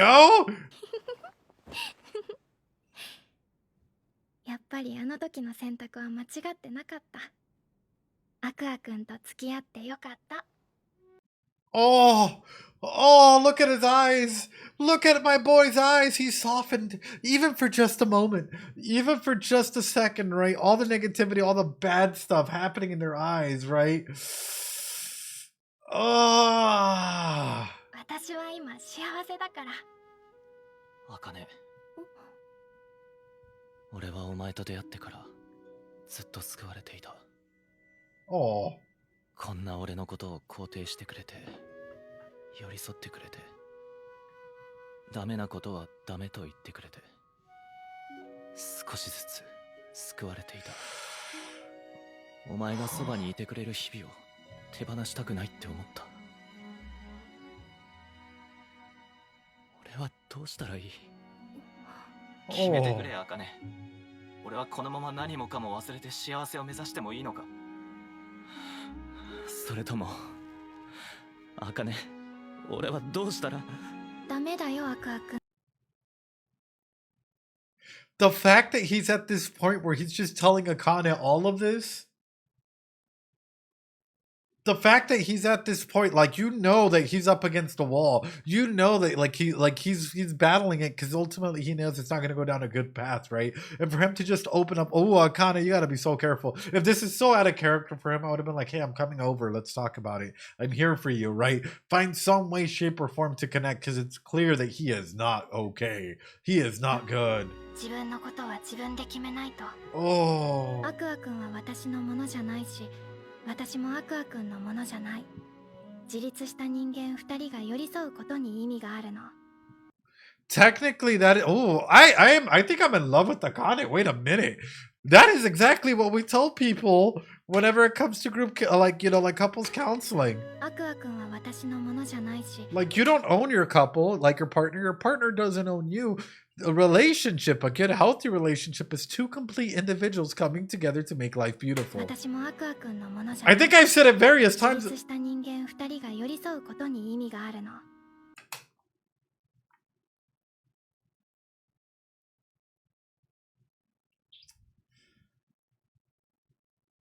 I know she shut him down right there, but I think he was giving up a portion of control, right?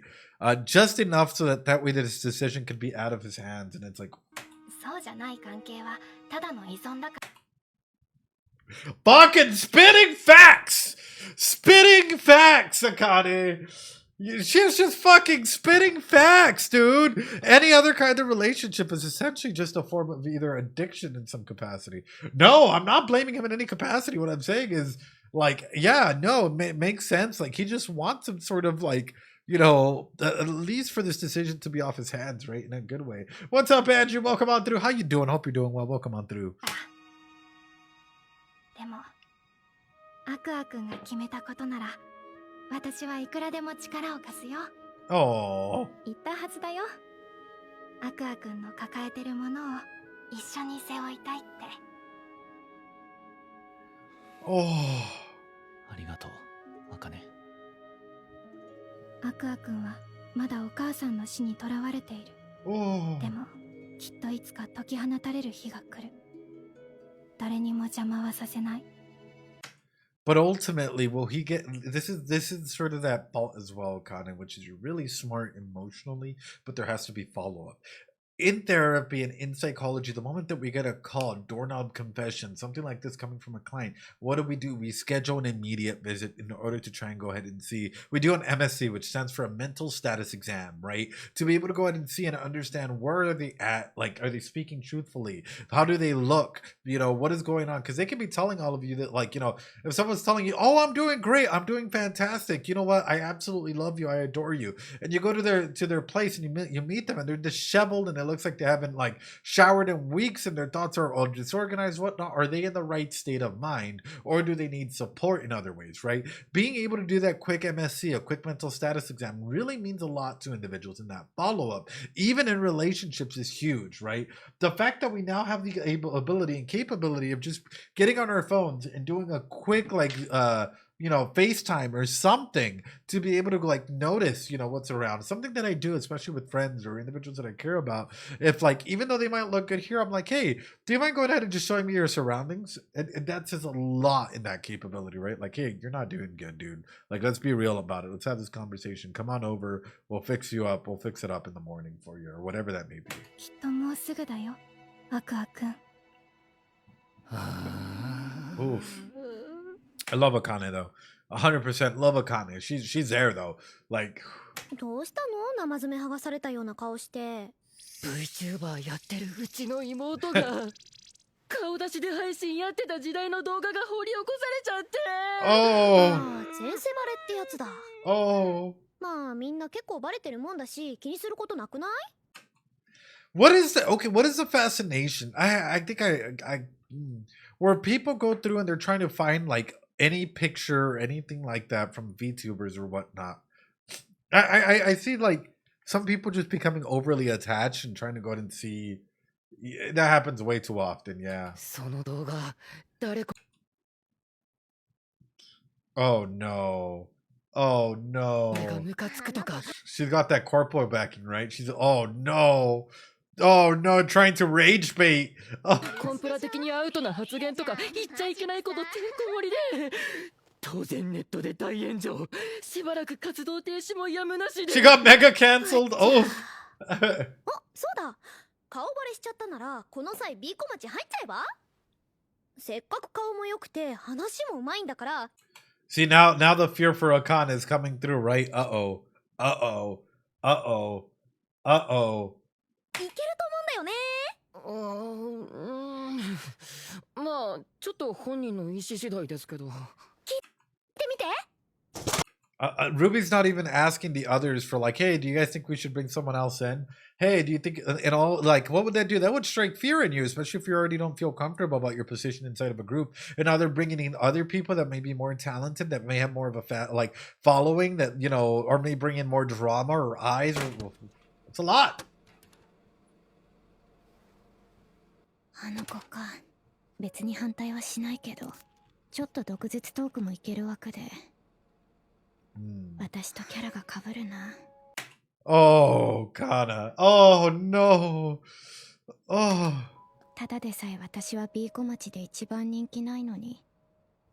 登録者数が伸びて収益は安定してきたけど、別にお金のためにこの仕事をやってるわけじゃない。Right. B 小町の成功はルビーの力によるものだ。ここしばらく役者としての仕事は取れてない。それどころか、アイドルとして私の仕事があるのはルビーとセットの時。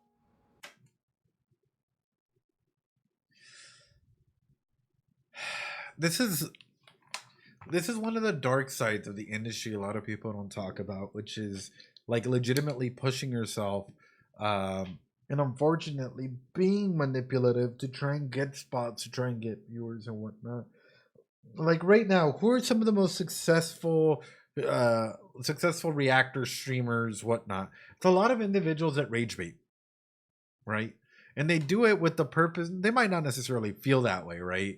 But they do it with the purpose of driving engagement, right? Of getting more eyes on them in some capacity. Because if you're able to go ahead and get eyes on you, well, then you're able to go and keep going, right? And keep building yourself up. And even if you retain only 5 or 10% of the audience that comes through from every new rage bait video or something, you're collecting an echo chamber that may not necessarily be the healthiest, but it's still an echo chamber in that.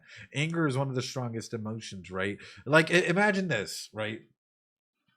Andrew, I hope you're okay with me just randomly pulling a tweet and using it as an example, right? Hold on, let me see. Not like you post anything bad already or anything like that, but it's just, hold on, let me put this in here, which is,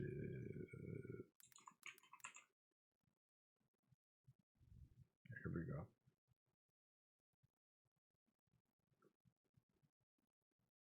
Well, I gotta find something that won't get me in.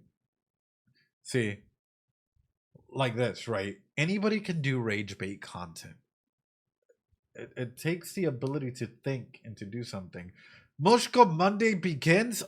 We all know what he's really talking about, right? We all know that Andrew will, is going through and really just start. And you can go in about like, oh well, here's Kurishika, and he's just trying to go ahead and use this as a way to get people in, and you know what particular crowd we're talking about, right? And so on and so forth. Like legitimately, there are people out there that will either do positive and or negatives and or find a way to go ahead and bring this up. I just use one random thing from like, by the way, you should definitely go check out Otaku Spurs content, absolutely amazing.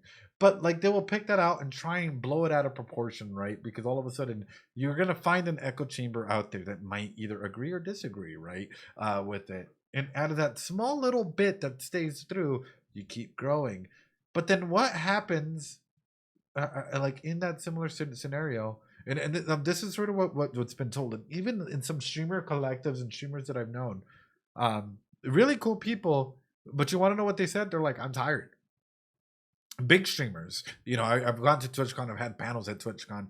They're like, I'm tired because my entire career has just been on shitting on other people and not really being able to make any friends or make any connections, because the only way to grow is to shit on people. The only way to grow is to make collabs and then shit on them for doing something stupid or assuming that they are starting random fake drama or doing something like that. Otherwise, no one's going to notice you. Not on Twitch, not on YouTube, not anywhere else. I personally don't care for that game, and I'm not going to fall into that game, because at the end of the day, I believe in myself and I believe in the content that we do in the same way that I believe in a lot of the friends that we have on the channel and the content that they do to be able to go ahead and grow, I know. What? Anyway, here we go. I'm just an added bonus. ルビーの腰巾着みたいなことして、これが私のしたかったことなんだっけ？私って何のためにアイドルを？何が新人アイドル？ Is it better to be known or to make something you can be proud of even if no one sees it? Yeah. Yeah. 何があいつの推しの子になるよ。 So much for becoming his one and only star. Oh! 私、こんなに嫌われてるのに。 Hey, yo? Hey, yo, what? Her eyes! Her eyes! こんなに嫌われてるのに。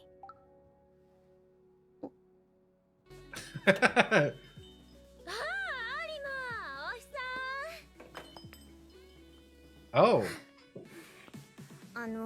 こういう店だなんて聞いてないんですけど。あれ、そうだっけ？ごめんごめん。私アイドル活動してるし、こういう場にいるの良くないと思うんで。やっぱり帰っていいですか？真面目ちゃんか。この辺で飲んでるアイドルなんて腐るほどいるじゃん。うちらストレスやばい仕事なんだから、息抜きくらいしたいでしょ。あそこにいる子もマスタピのメンバーだよ。No. This can't be good. Here's the thing. being pressured to drink or being put in an environment, like if you're not like someone that can hold your alcohol, right, in any capacity, and you get taken into an environment where you're kind of pressured to drink or forced to drink in order to fit in or to let loose or whatever, is that going to end well? It usually doesn't. Not unless you're with people that you know, people that you care about, safe individuals, right? This already is screaming, holy shit, oh no, oh no. じゃあウーロン茶 Good. もうよっていうかマコさん20歳になってました。私の一つ上だったような。なったこの間。うわ、本当かよ。まあまあ、固いこと抜きでさ。ほら、乾杯。Oh no. 飲まないと空気読めてない感じ。Yep, pressure. いただき。Oh. よいっせ。この人知ってる？燃える体液とか女子の監督。当然知ってる。この人が来るって聞いてなきゃ。こんなモラルが壊れてる先輩の誘いなんて。Gonna join me, wanna come? Oh no. 島正則。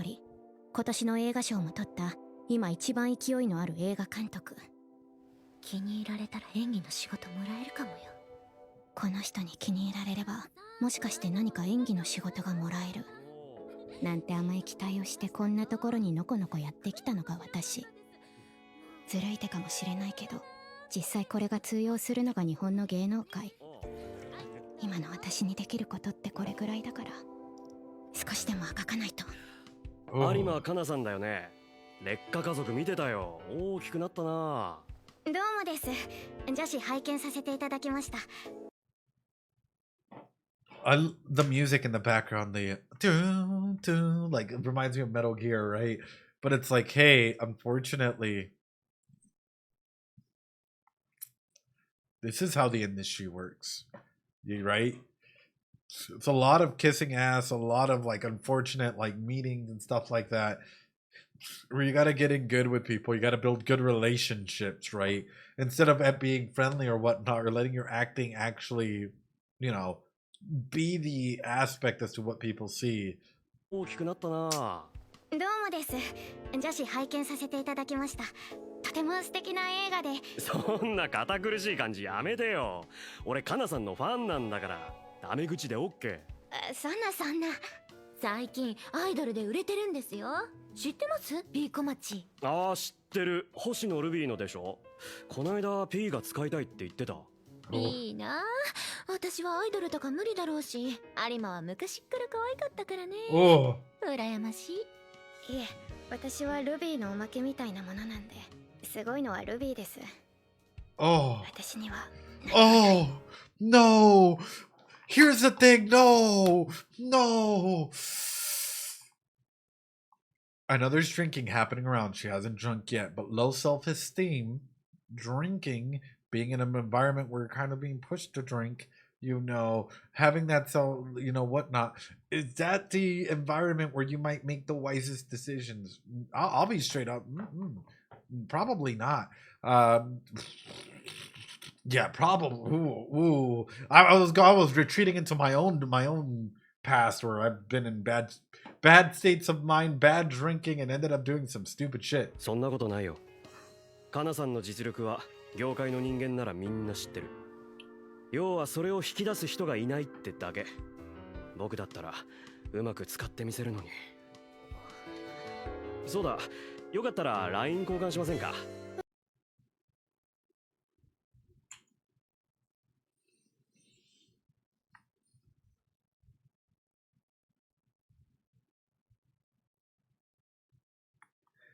？Words matter. Words matter, chat. Bro is if it were me, I'd use you right. That's the thing. A lot of people don't seem to understand that words really showcase, and oftentimes the word shirts that we do, what our own internal dialogue is, right? People try and mask it. Hence why people always tell you, like, think before you speak, right? Because it can really... 引き出す人がいないってだけ。僕だったらうまく使ってみせるのに。そうだ、よかったら LINE 交換しませんか大丈夫だよ。島間さん全然軽い人じゃないから。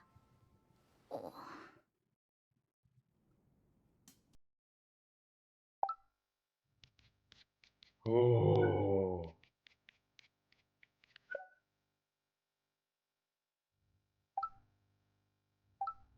How about next Friday then? Let's go get some food and talk shop. どうしよう。一旦マネージャーに話を通した方がいいかな。I think a big aspect of it, like, because some people don't fully understand the negative as. Sometimes directors or other people, producers or whatnot, can go ahead and be that tie-in to try and get someone to come on over, or act in that manner, right? Wingman, wing girl, whatnot. But sometimes people don't fully understand what's going through with it, right? But also the whole drinking aspects of things makes me wonder. And she's young already. If this is just the only way that she knows as to how to go ahead and get in and build these relationships with directors, right? どうしてインスタのパスワードを教えなきゃいけないの？プライバシーの侵害じゃない？あなたの SNS アカウントは事務所のもので、こっちにも管理する権。I don't know how I feel about that. I don't know how I feel about that. I mean, I have my mods do the YouTubes and Twitch stuff, but I don't know how I'd feel about that. Corpo Miyako. Oh. 権利があるの。ちゃんと契約書にも書いてあるわよ。それあれでしょ。事務所移籍したらアカウント使えなくなるやつ。そうやってタレントを囲い込むんだ。そうよ。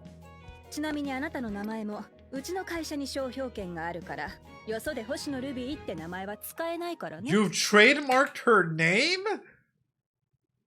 That's insane! 私の本名なのに。ブラック事務所だ。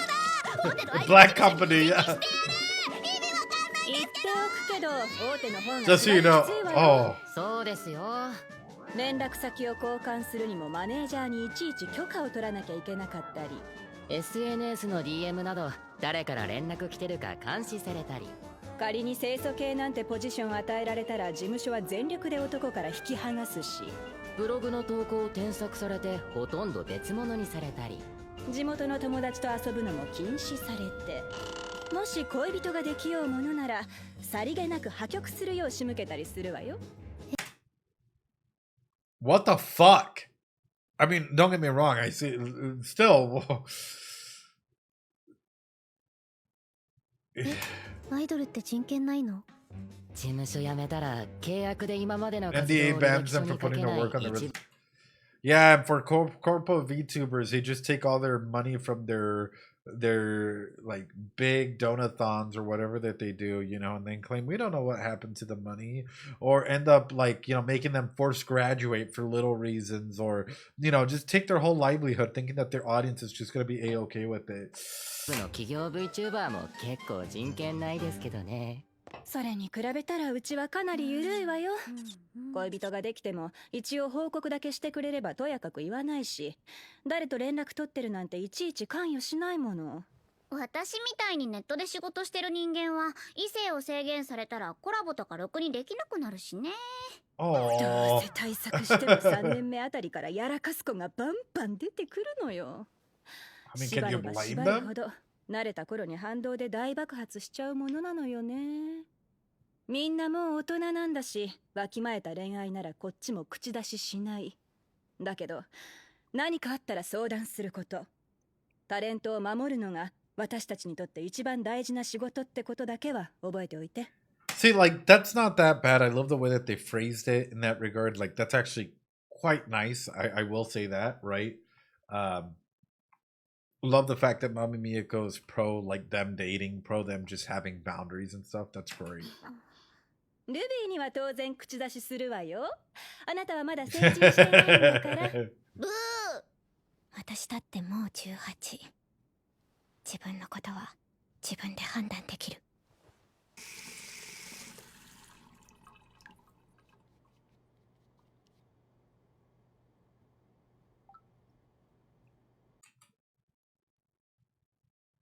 Gotcha. Oh, of course. I'm nearby, but sorry, the other party's popping off. Of course. Of course, right? I'll finish up and head over.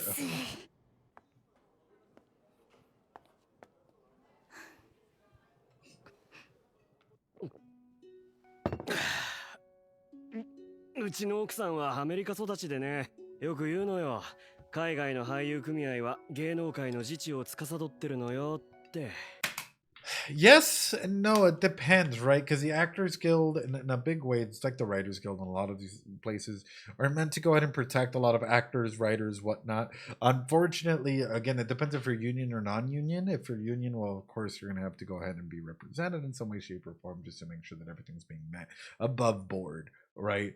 It just depends as to what it means in that regard. Because fortunately, or unfortunately, depending on how you look at it, and if you're new and you're trying to break in, a lot of places you need to be a part of the union, right? Of the Screen Actors Guild, you know, or of the Actors Guild in general, just so that you're able to go ahead and participate in some way, shape, or form. One of my professors used to go ahead and be one of the managing chairs, like one of the directors of like the a particular quadrant of the United States, and so they explained to me a wide version of it. They were like, this is how you need to navigate things, this is what you need to go ahead and do, da da da da da da da da da, right?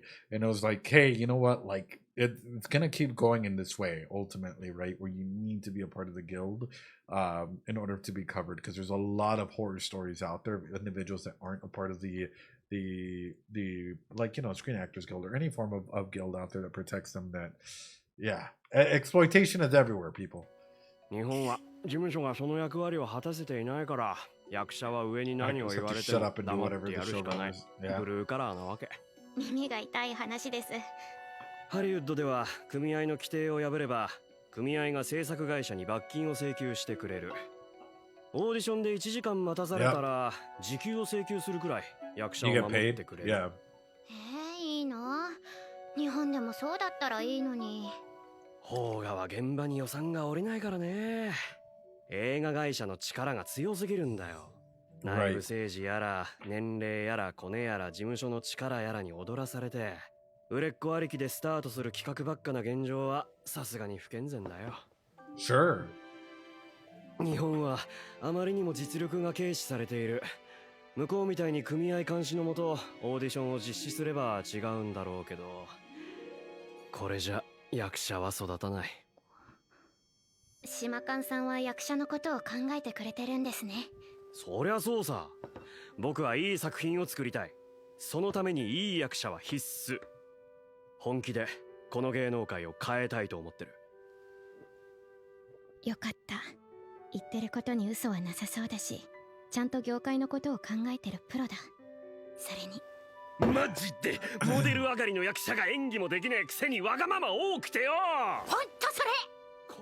適度に口が悪くて久々に役者の世界にいる感じがする。I'm in the acting world for the first time. Oh, I can discuss art and acting, giving you a safe space.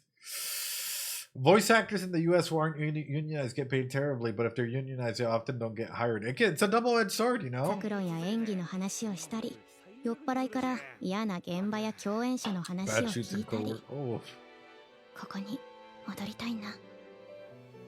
僕はね、有馬さんみたいに実力のある役者が評価される時代を作りたい。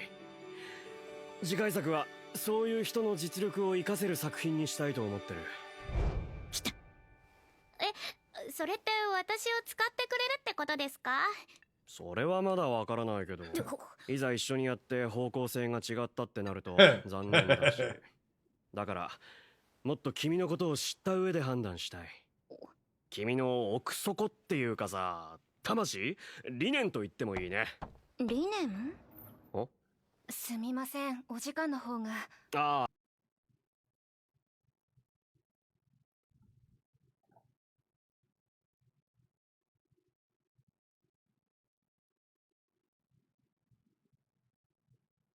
I don't like the way that this was phrased. I don't like the way that this. でモデル上がりの役者が演技もできねえくせにわがまま多くてよ。ほんとそれ。適度に口が悪くて久々に。Here's the thing. There's a lot of people who at first may come through. Also, Loriri, how you doing? Welcome on through. We're analyzing Oshinoko. In case y'all don't know, absolutely amazing VTuber. Nothing but love and support on over to them. Absolutely adore them. But there's a lot of individuals who may be really charming at first and really passionate. I always do the example. I showcase some examples where I've had people that just lurk. You've been lurking and you didn't even tell me. Dang, who might come through and just like hit you with all their expectations and what they love and their passions and whatnot. Like I had, and I'll share this story. I don't want to get. I'm gonna keep the name private. Okay, I'm gonna keep this name private. I had a very interesting situation. One of the Twitch cons things that I went to, that not even the mods know about, where I went through. Right, it was a group of us. And this one individual, right, was like, hey, I really, really want to talk to you in private, right? They started talking about Dragon Ball Z and about anime, and they were really into it. And they're like, you know what? It's absolutely amazing. This, and that. It's going great. Blah, blah, blah, blah, blah, blah, blah. We were talking about Dragon Ball Z. We were talking about anime. We were talking about philosophy, that stuff. Then they started talking about Warhammer 40K. Then they started talking a little bit about, like, Pokemon and a whole bunch of different things. We were just going on, like, talking endlessly about, like, all of this stuff. It was great. It was fantastic, right? But then they were like, hey, why don't you come over to my bedroom? Like, my hotel's close by. We can continue our combo there. It's like, bro, what? It's like, yeah, don't worry about it. Like, we have these people coming on through, whatnot. It's like, it turned into such a weird discussion with her. Because then it turned into like, we can talk about how we can collab, right? We can collab and we can do this. And like, it'd be great. Like, don't worry about it. It'd be fine. Like, you can just come over, relax, whatnot. It's like, whoa, we went from like 1 to like 1,000 real quick. And like, this party and people are still here. Stuff is going on. Yeah, Lena, exactly that. And it was like, wait, what do you mean by that? And then me just being like, no, you know what? I'm good at the moment. I have my group here. I'm taking care of this, and that. Then they got mad. And then they started shouting. And then they started drinking more. And then I'm no longer cool. Then I'm no longer, wow, I thought you actually vibed with, and it's like, no. Like, all of a sudden I'm the enemy in that regard. And it's like, yeah, no, there are a lot of nice places to talk. Don't get me wrong. Like, if I was actually dating someone or talking with someone for a while and the vibe was right, sure, whatever, right? But when it like turns really like just like that out of nowhere, and it's like, oh yeah, we can collab, we can do this, we can do that, and it's like, no, like I'm just getting to know you. It's the first time I met you, in some capacity, and I'm just dumbfounded, right? And it was really weird because then every time I saw them and their streaming buddies across TwitchCon, it was like a death stare. Yeah, it's the best way I can put it. It was just very, very interesting. So nonetheless, if an adult me, right, had to deal with this at a convention, right, and it's supposed to be a bunch of streamers.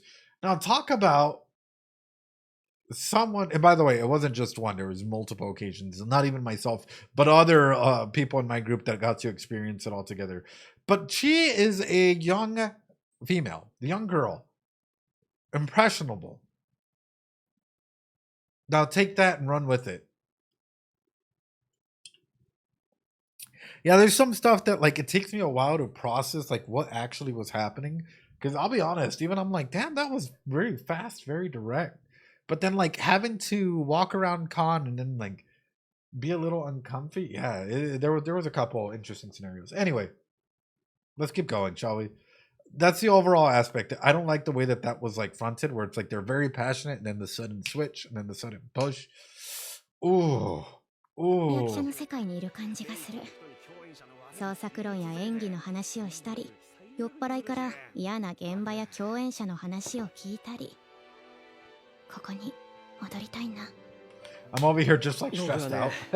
Oh my god. 実力のある役者が評価される時代を作りたい。次回作 I want to bring back an era where real actors like you are valued. And that's like, I'm not casting you. I don't know. I need to get to know you better. Speaking of collabs, Loriri, what game are we playing together? No pressure, but. 次回作はそういう人の実力を活かせる作品にしたいと思ってる。来た。それって私を使ってくれるってことですか？それはまだわからないけど、いざ一緒にやって方向性が違ったってなると残念だし、だからもっと君のことを知った上で判断したい。君の奥底っていうかさ、魂、理念と言ってもいいね。理念？お？すみません、お時間の方が。ああ、すいません。店を変えたいところだけど、子供をこんな遅くに連れ回すわけにも。いえ、大丈夫です。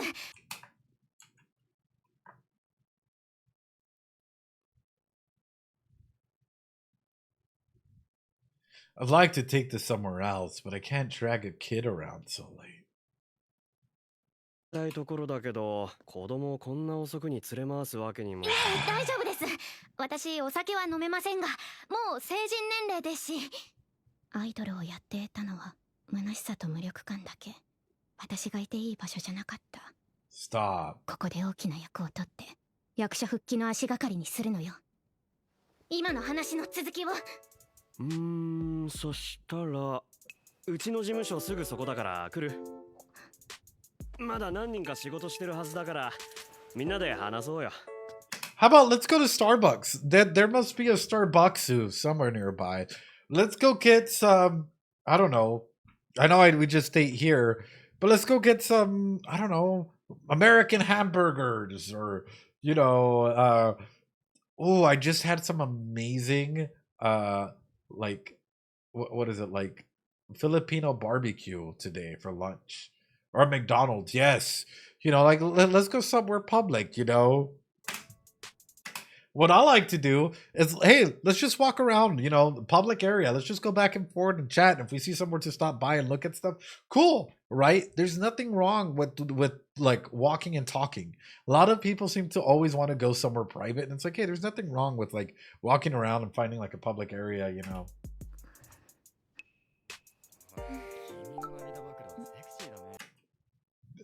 We're heading over to Shinma-D's office. Oh. Did you know that there's a meaning behind where you have moles? Oh, the staff are still there.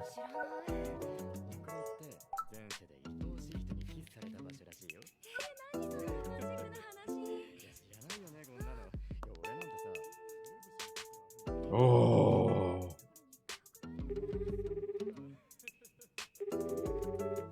Oh yeah, that party's really popping off. That party is really amazing. Wow. Look at how eccentric all of them feel.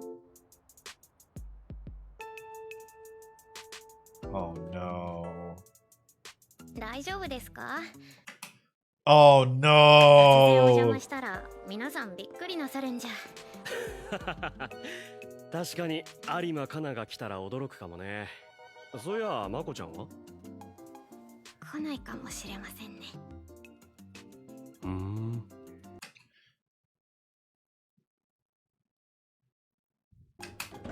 This guy's eyes. Oh, what a surprise! Oh, everyone left. There's no one there. What a surprise. Oh, such a shocker. Oh, wow. Who could have guessed no one was going to be there? I'll have you know. Sometimes I'm an extroverted introvert. Sometimes I can be very, very extroverted. And sometimes I really do get a lot of anxiety, right? Like sometimes my anxiety can get the best of me at times and my hands get shaky. And, you know, even though we might be in a public space and I might play it off cool. And, you know, sometimes I tell a lot of my close friends or even you guys, right? Like, you know, my anxiety gets the best of me and sometimes I need to be grounded. And I always tell people like, hey, if you're okay with it, do you mind if I hold your hands in a non-romantic way just to ground myself, right? Because sometimes my anxiety gets the best of me in these areas, right? But I can publicly speak. I can do 1,001 things. It's just randomly that my anxiety will act up and like I'll really start getting like shaky and stuff like that. However, again, a lot of this comes through with communication and feeling safe, right? I.e., ensuring that you're properly communicating what your expectations are and making sure that the other person feels safe and confident and comfortable with who you are as an individual. Quick story time here, right? In case y'all don't know, I very much love to have deep conversations with anyone. Oh, I'm sure you guys know, with anyone and everyone. And for if I really like picking at your brain, I'm more enthused as to how I can get a good like reaction or whatnot, or like really pick at your brain and get like into the deep sauce, right, of your brain. Like, what do you think? Why do you think that way? How did this come to be? So on and so forth. Anyway, I remember going through and really chatting up with this wonderful individual. She has her doctorates, and if I remember correctly, it was like a really advanced degree. Anyway, comes on over. We're having a fantastic time. Her friends are there. They all end up going, right? We're still in the midst of like a deep conversation. Turns into 2 or 3 a.m. And she thinks that the conversation's going elsewhere. What do I do to ascertain the fact that, hey, no, this is a friendly conversation. I like your brain, and I know that you like this deep conversation.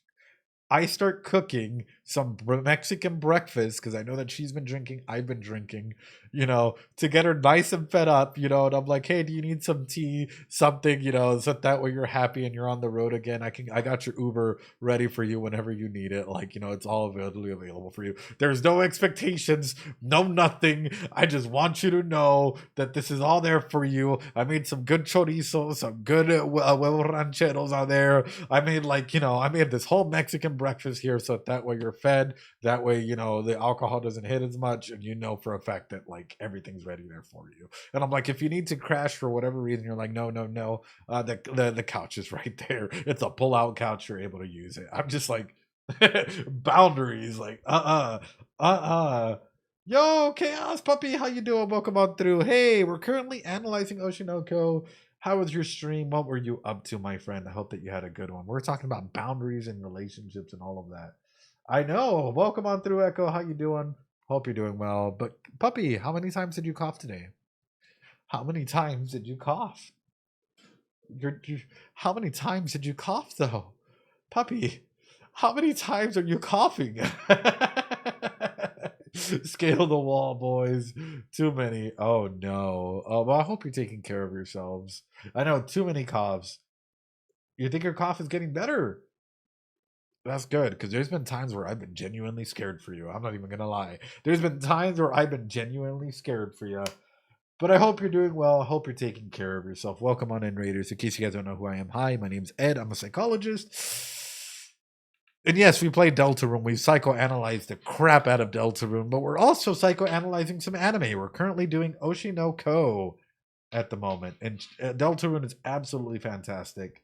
Yeah, a lot to go ahead and take apart, fantastic. Anyway, yeah, so we're talking about boundaries and meeting new people and relationships, and how there might be creeps that try and take you to their place and don't really understand the difference between a friendly conversation and a non-friendly conversation, and how to avoid that, and talking about expectations in that. Because there are a lot of people out there, dude. A lot of people out there that don't understand like your intentions unless you very specifically clarify it for them. And you're like, yeah, no, I'm not trying to get laid. I'm trying to go ahead and have an A to B conversation about this topic, right? So yeah, sometimes you have to be that direct. But also, where is this guy's? Well, it's his office. It's not his home. I was about to be like, where is his wife? Where is his wife? 素敵なお仕事場ですね。いろいろ見てもいいですか？もちろん。わあ、広い。やっぱりこのパターンか。Oh, of course. Oh, there's just a bed there. Of course. Of course. There's just a bed there, like in the office. Sure. ジュースください。みやこさんに。私とて一発のタレントよ。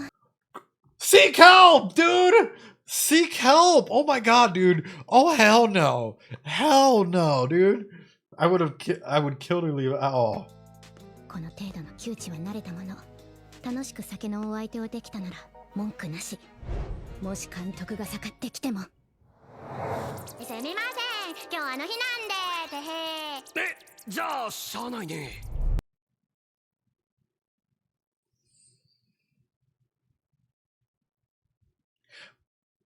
What if he's into that?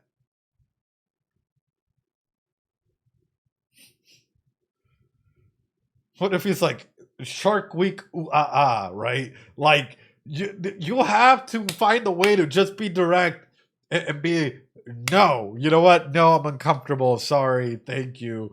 No. Right? It works on sane people. I was thinking that right as she said it. Yeah. Like a lot. Like here's the thing. It's so sad that we have to get to a point where we're afraid to say no. Right? What do you mean, Ed? What do you mean?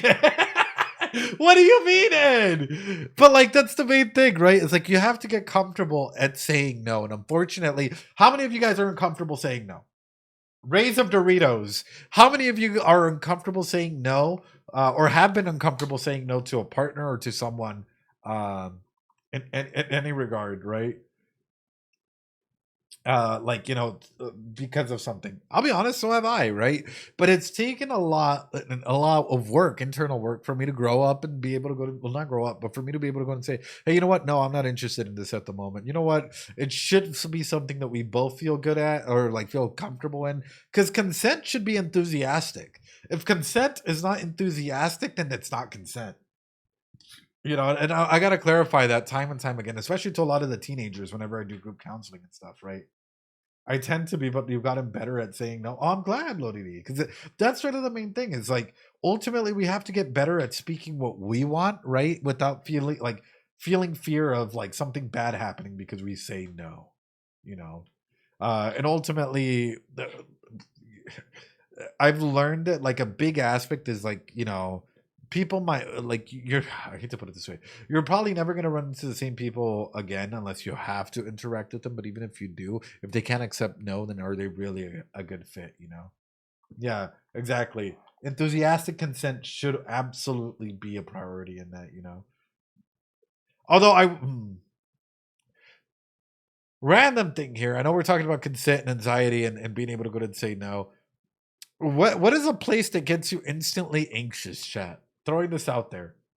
What is a place that like that you go to that you may notice that gets you anxious? And it comes into terms with this, right?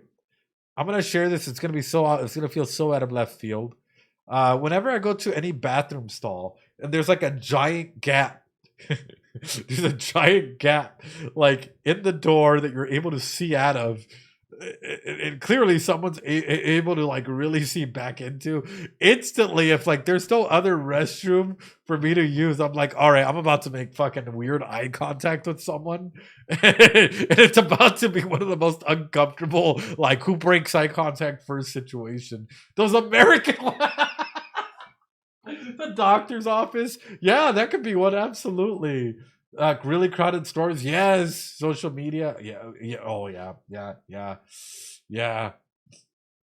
gonna hate Pika Place Market Russians if you ever come here for an event.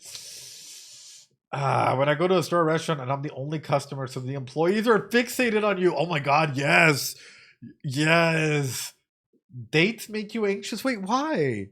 I'm sure that you're fantastic to take on a date, Evie. I'm pretty sure that you have a lot of stories. I'm sure all of you would be wonderful on dates, right? In some capacity. Even if I have to leave a place, I'm not going to say anything for 15 to 20 minutes. I may stream, but social media makes you extremely nervous, so I don't post much when I'm trying to get over it. I'll be honest. I treat Twitter like sometimes Twitter makes me anxious, or X makes me anxious. But I've just come to like, I'm slowly coming back into the realization it's not a real place, just because legitimately people will take anything out of context, blow it up out of proportion, and then run through it and be like, see what they said? See what they said? They said teen titties and fiction is fiction. Oh, he's a PDFer. He's a PDFer, even though the whole thing was saying like fiction is fiction, but fiction can affect reality if you make it affect reality, right? You know, and people get scared at having conversations of sexology or the elements of it. It's such an interesting, wild thing where people will legitimately try and make nothing out of nothing just so that it comes through with it, right? Just to make you finish faster and not loiter in them. Oof. Anyway, sorry. I know we're going through with this, but one of the uncomfortable situations is being, like for me, it is being caught up in a moment where it's a, like or that I've learned to get over is being caught up in a moment of will we, won't we? Exactly, chaos. Exactly. Like, will we, won't we? Are we friends? Are we not? What is our relationship status? What not? Like, for me, that's something that I've learned to, like, even though it's like anxiety filled, just go ahead and ask for clarification. Even if the answer is not what you're seeking, it's best to go ahead and get a clear, definitive, like, yes or no, in that regard. Overall, I feel like fiction affects reality in terms of emotions, not actions.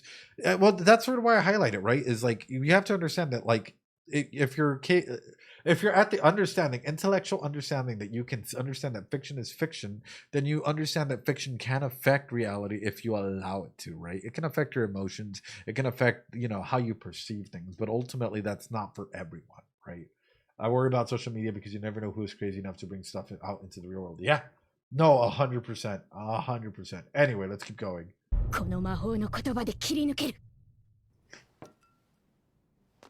Oh, of course. Let's have a drink. A strong drink.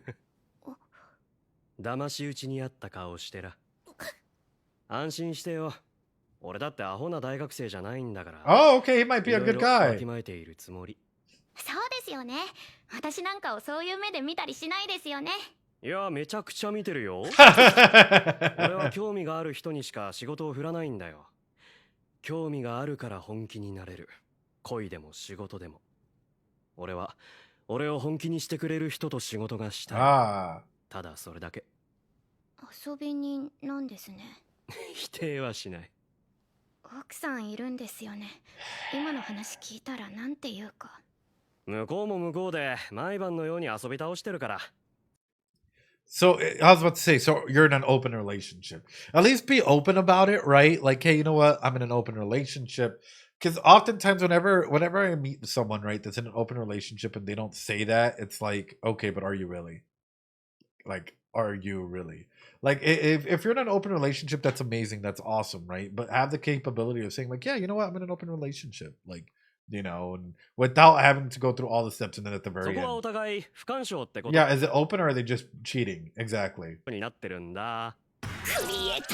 なんでこう常識が存在しない人が多いんだろう。君は今こんな男の頬を叩いて帰ってもいい。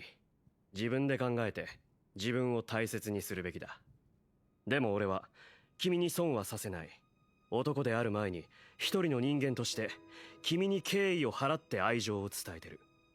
決してちんけな早くは用意しない。Here's the thing though, this can absolutely blow up out of proportion. All you need is one good paparazzi to take a picture of kind of either going in or going out. With timing, and this shit would blow up on social media like no tomorrow. Like, imagine this, right?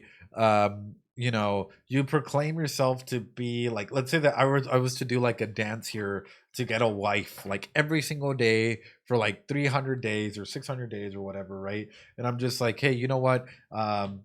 Say that I'm single and I'm over here like, you know what? I'm a virgin. I'm trying to go ahead and meet people, and I will meet someone and it'll be like infinitely good on this platform or some bullshit like that, right? And then boom, comes out a scandal that I'm actually a player and doing a bunch of things, or just because I'm at a club or in someone's room for like hours and I come out in the morning and next thing you know, Twitter's running with it, everyone's running with it, and everyone's saying some horrible things about it, right? All it takes is one bad photo op, and people can run with it and their echo chambers just explode out of it. Yeah. At least he's open about like stuff like that, right? I have feeling and shooting. Exactly. 君の代表作と言えるくらいに君にとって最高の役を用意してみせる。有馬かな。君は魂からの女優だ。カメラに見つめられる時の重圧、深く役に入り込んだ時にしか得られない、まるで全てを捨てて丸裸になった。Okay, I don't like this guy. What he's doing here is a very common tactic of someone that's taken some social psychology classes, and one of the key aspects, it's not even social psychology in here, it's a little bit of neurolinguistic programming, right? Where they talk a little bit about embedded commands, right? So embedded commands in neurolinguistic programming, which you guys might go ahead and see, is the way that people use words to go ahead and throw out there. And we've seen over there, right? Oh, I'd use you, right? And a lot of people like let that pass by, but your subconscious brain immediately starts picking that up. Yeah, not even praise. It's using words that might sound like, oh, you're using the incorrect word, right? The sweet release of laying it all bare for everyone to see. He could have said this in any other way. But yet using that specific terminology, what does it do to your brain? What are you thinking about when you hear that? What is your brain? Because think about it, our brain doesn't think logically. If a lot of our brains think in pictures. What does your brain do when it's like, oh yeah, and that sweet release of laying it all bare, you know? The feeling you only get when you let a role take over you. You know, let me close in the gap here. You know, like let me close in the gap and you know, say this very openly and bluntly here, right? People do this, right? And then that's the thing is, you'll see some. Fuck it. We're going into a rabbit hole here, but it's important you guys know what I'm talking about. Scooting closer, yeah, it's closing the gap, trying to build propinquity immediately. Can't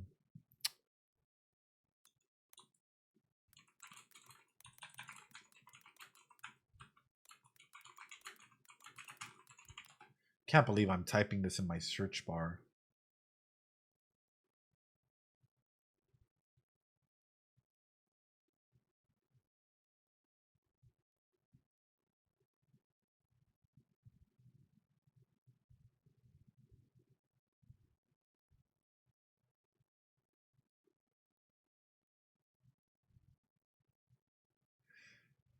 We don't even gotta go that far.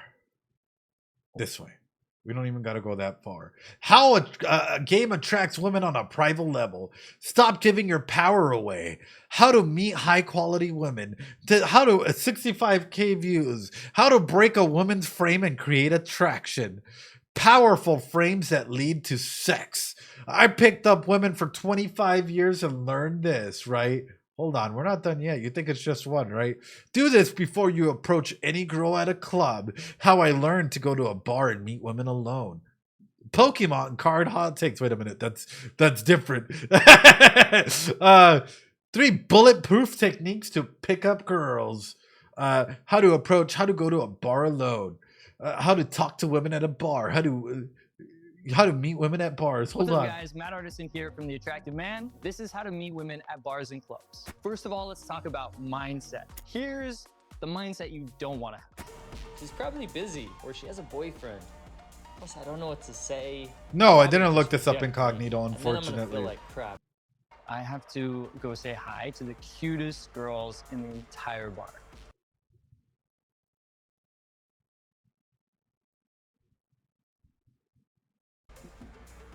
So can you help me say hi to those girls over there?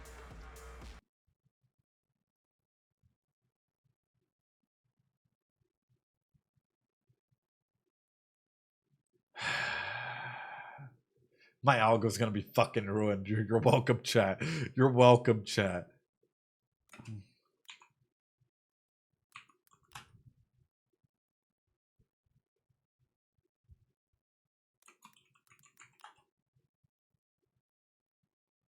Hold on.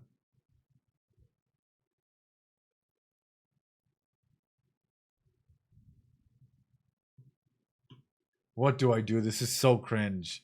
Oh yeah. Oh yeah. Oh yeah, this is cringe, you know, but this is what. Here's a couple different, because people are trying to go out and sell you on this shit. People are trying to sell you on this, that this is how you do it, right? This is how you get through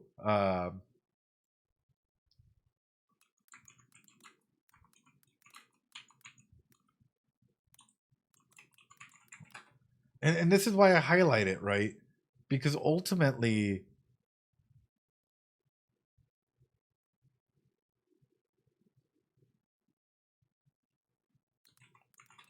hold on.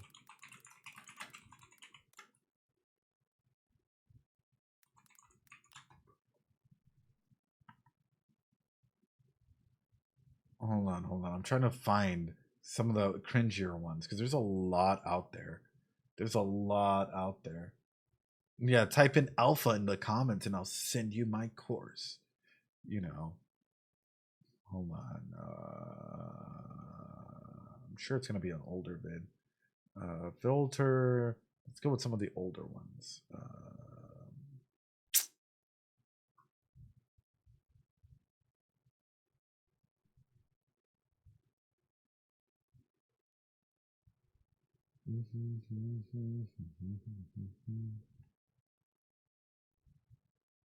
You know, all of this, right?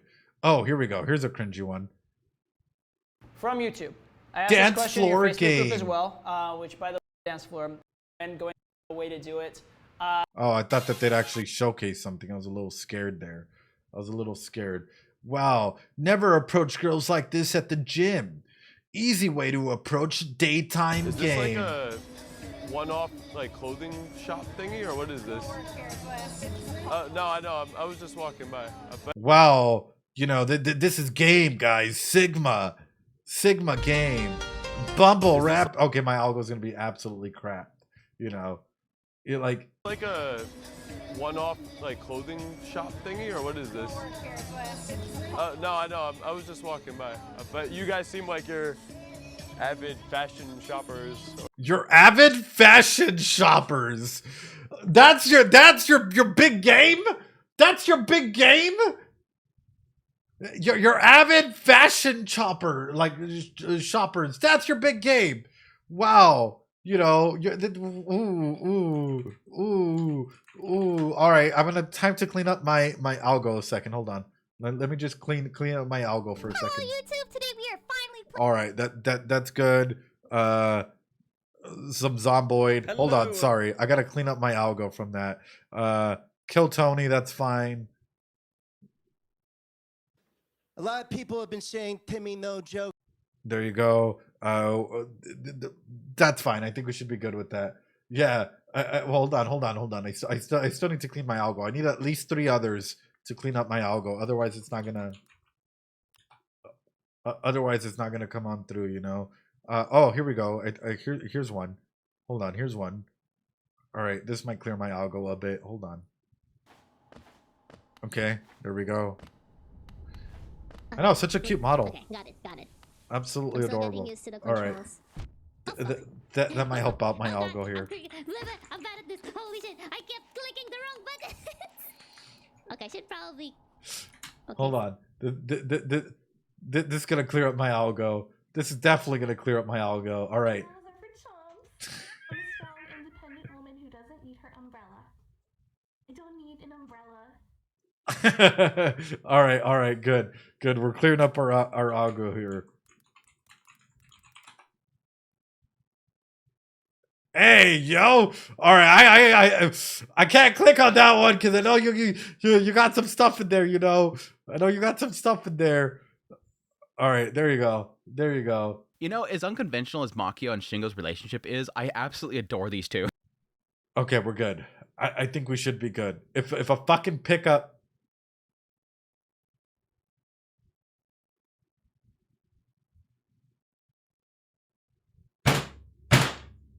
And we're right back where we started. Oh no. We cleaned up my algo, but at what cost? At what cost? At what cost? It led me all right back to this, chat. It led me all right back to this. At what cost? At what cost?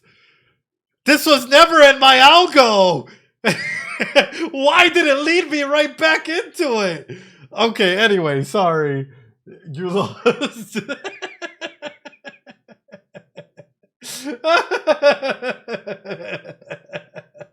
At what cost?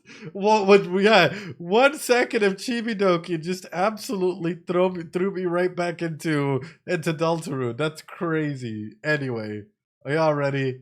Let's go ahead and continue. But yes, instances like this where you have a lot of individuals out there that will be like, I will show you how to pick up girls. From what little I've known about neurolinguistic programming and social psychology, to me able to go and go out there. Don't take no as no. No means yes. Mog whenever you have the opportunity. 6'7", or more like 6'9". Is all I have to say, right? You win. I will overcome my. Thank you, please, and thank you, Chaos. Yes, you should. You should. But that's sort of why I highlight it, because like individuals out there, and especially whenever it comes to to, like, you know, commands and stuff that are being pressed on here. What I'm noticing on here is you felt the pressure and then release by being naked, is what he's saying. That's legit. Like your brain picture, right? You felt the pressure of the cameras and now release. This guy, oh, what about 6'8"? This guy is all the red flags that I've seen so far. He tries to act as though they're green flags, but they're really red flags. What are they called? Are they called? Aren't they called like performative? Like performative pickup artist, right? Where it's like, oh yeah, no, I'm really an empath. I really care about you, girl. I'll be straight up with y'all. Like I'm empathetic. Don't get me wrong, but I'll fucking roast y'all. Like I'm just straight up with y'all. Like there's a difference between being fake and then straight up just being like, no, dude. Like I have my boundaries. I love you. I respect you, but at the same time, I'm a fucking roast y'all. And roasting is by sign of affection, right? But I don't care if you like it and or hate me in that regard, right? But ultimately, I'd rather be real with you than you, like, you know, be a performative male and be manipulative. You know? You felt the pressure of the cameras. The feeling you only get when you get let a role take over you, and that sweet release of seeing like letting it all be bare.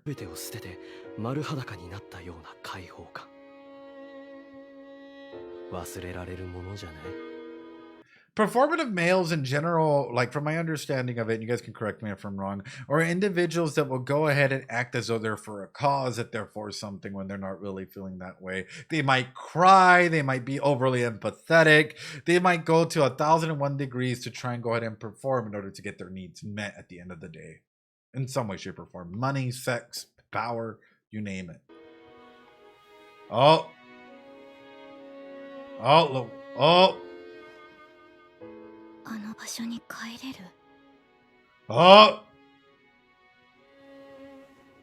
もし本当にそうなれるなら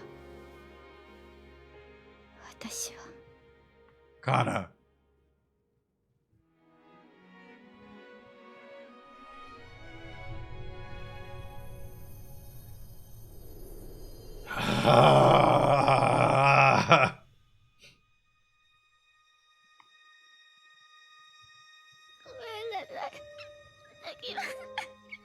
Oh. Oh.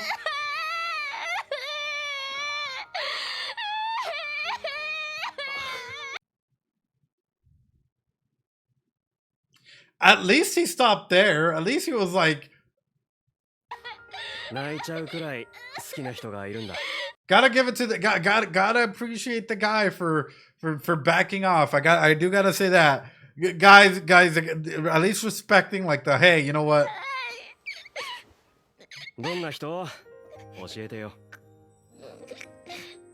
Ethica play for basic decency. 私のことなんて全然気にしてない風なんですよ。いっつも。でもふとたまに優しくしてきて、私を勘違いさせて。忘れようと思って頑張ってるのに、全然忘れられなくて。うざすぎ、死ね。なんだあいつ。バカほかせ。ああ、興味深い。面白いな。Yeah, still a scumbag, but glad he stopped. 面白いでしょ。彼女持ちの男を1年近く引きずってこんなにもギャーギャー騒げるんだから。そんな女は面白い。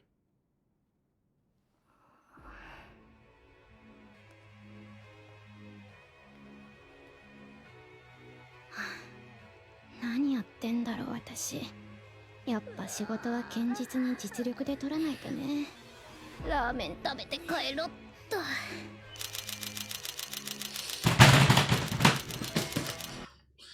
Oh!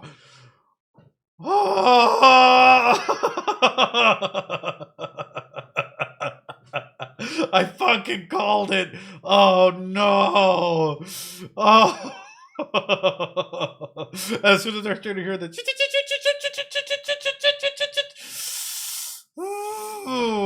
oh no. Oh no, that's where it ends. No. Oh no, that can't be where fucking it's casting. Literally, she took the title of this is casting, and he took her to a casting couch. Oh no! Oh no! Oh yeah, Scandals. I was talking about Scandals. Oh, the car was where they came in. Yeah, so they were already there for a while. Is nothing, but the media is gonna run with it. Yeah, nothing happened, but the media is gonna absolutely run with it. Oh, oh, oh no.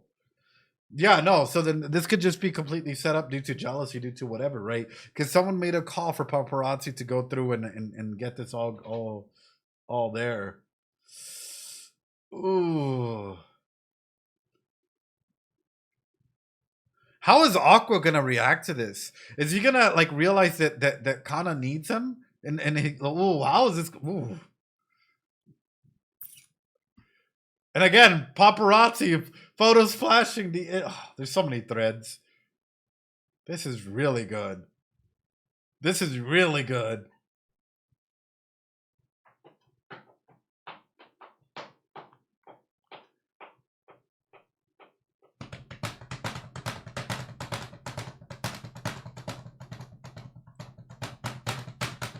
This is such a good episode. This is such a good episode.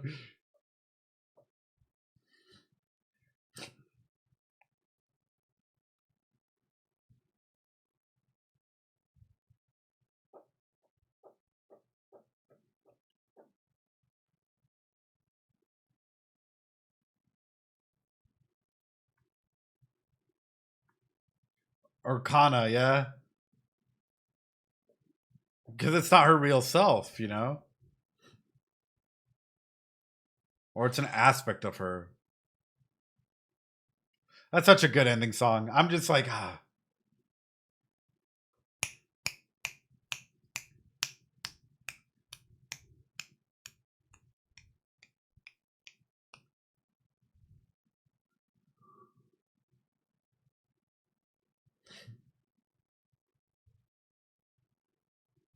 Damn. Damn. Honestly, this might be my favorite episode of the ones that we've seen so far. As crazy as that sounds, this might be my favorite episode so far of the season here. That's crazy, man. I wasn't expecting this. I was not expecting. You already missed it, Blade. I did a whole dissection of this. Blade, you already missed my whole opening speech. You should have been there at the beginning. You should have been there. I talked about how I think Aqua's gonna die. You know, a song that isn't a banger. No, absolutely. Oh, how? Oh no, how would that play out? Aqua cares, but is trying to, like not trying to. But her knight is shining armor once again, only by confusing and adding more pain. I think Aqua is gonna. This is gonna be a catalyst for Aqua to develop his Dark Star once again and to go further and use it as a way to protect her. Right. You like we literally did like an hour and 30-minute analysis on like opening and 2 hours of an opening in that something like that. So yeah, so all I'm gonna say is all of this is connected, but I really do think that this is gonna be the catalyst for Aqua to develop his Dark Star even further and push him to the edge here. But with that being said, everyone, I am a little tired and I do have to wake up in a couple hours to go back to work because we have a lot of stuff going on.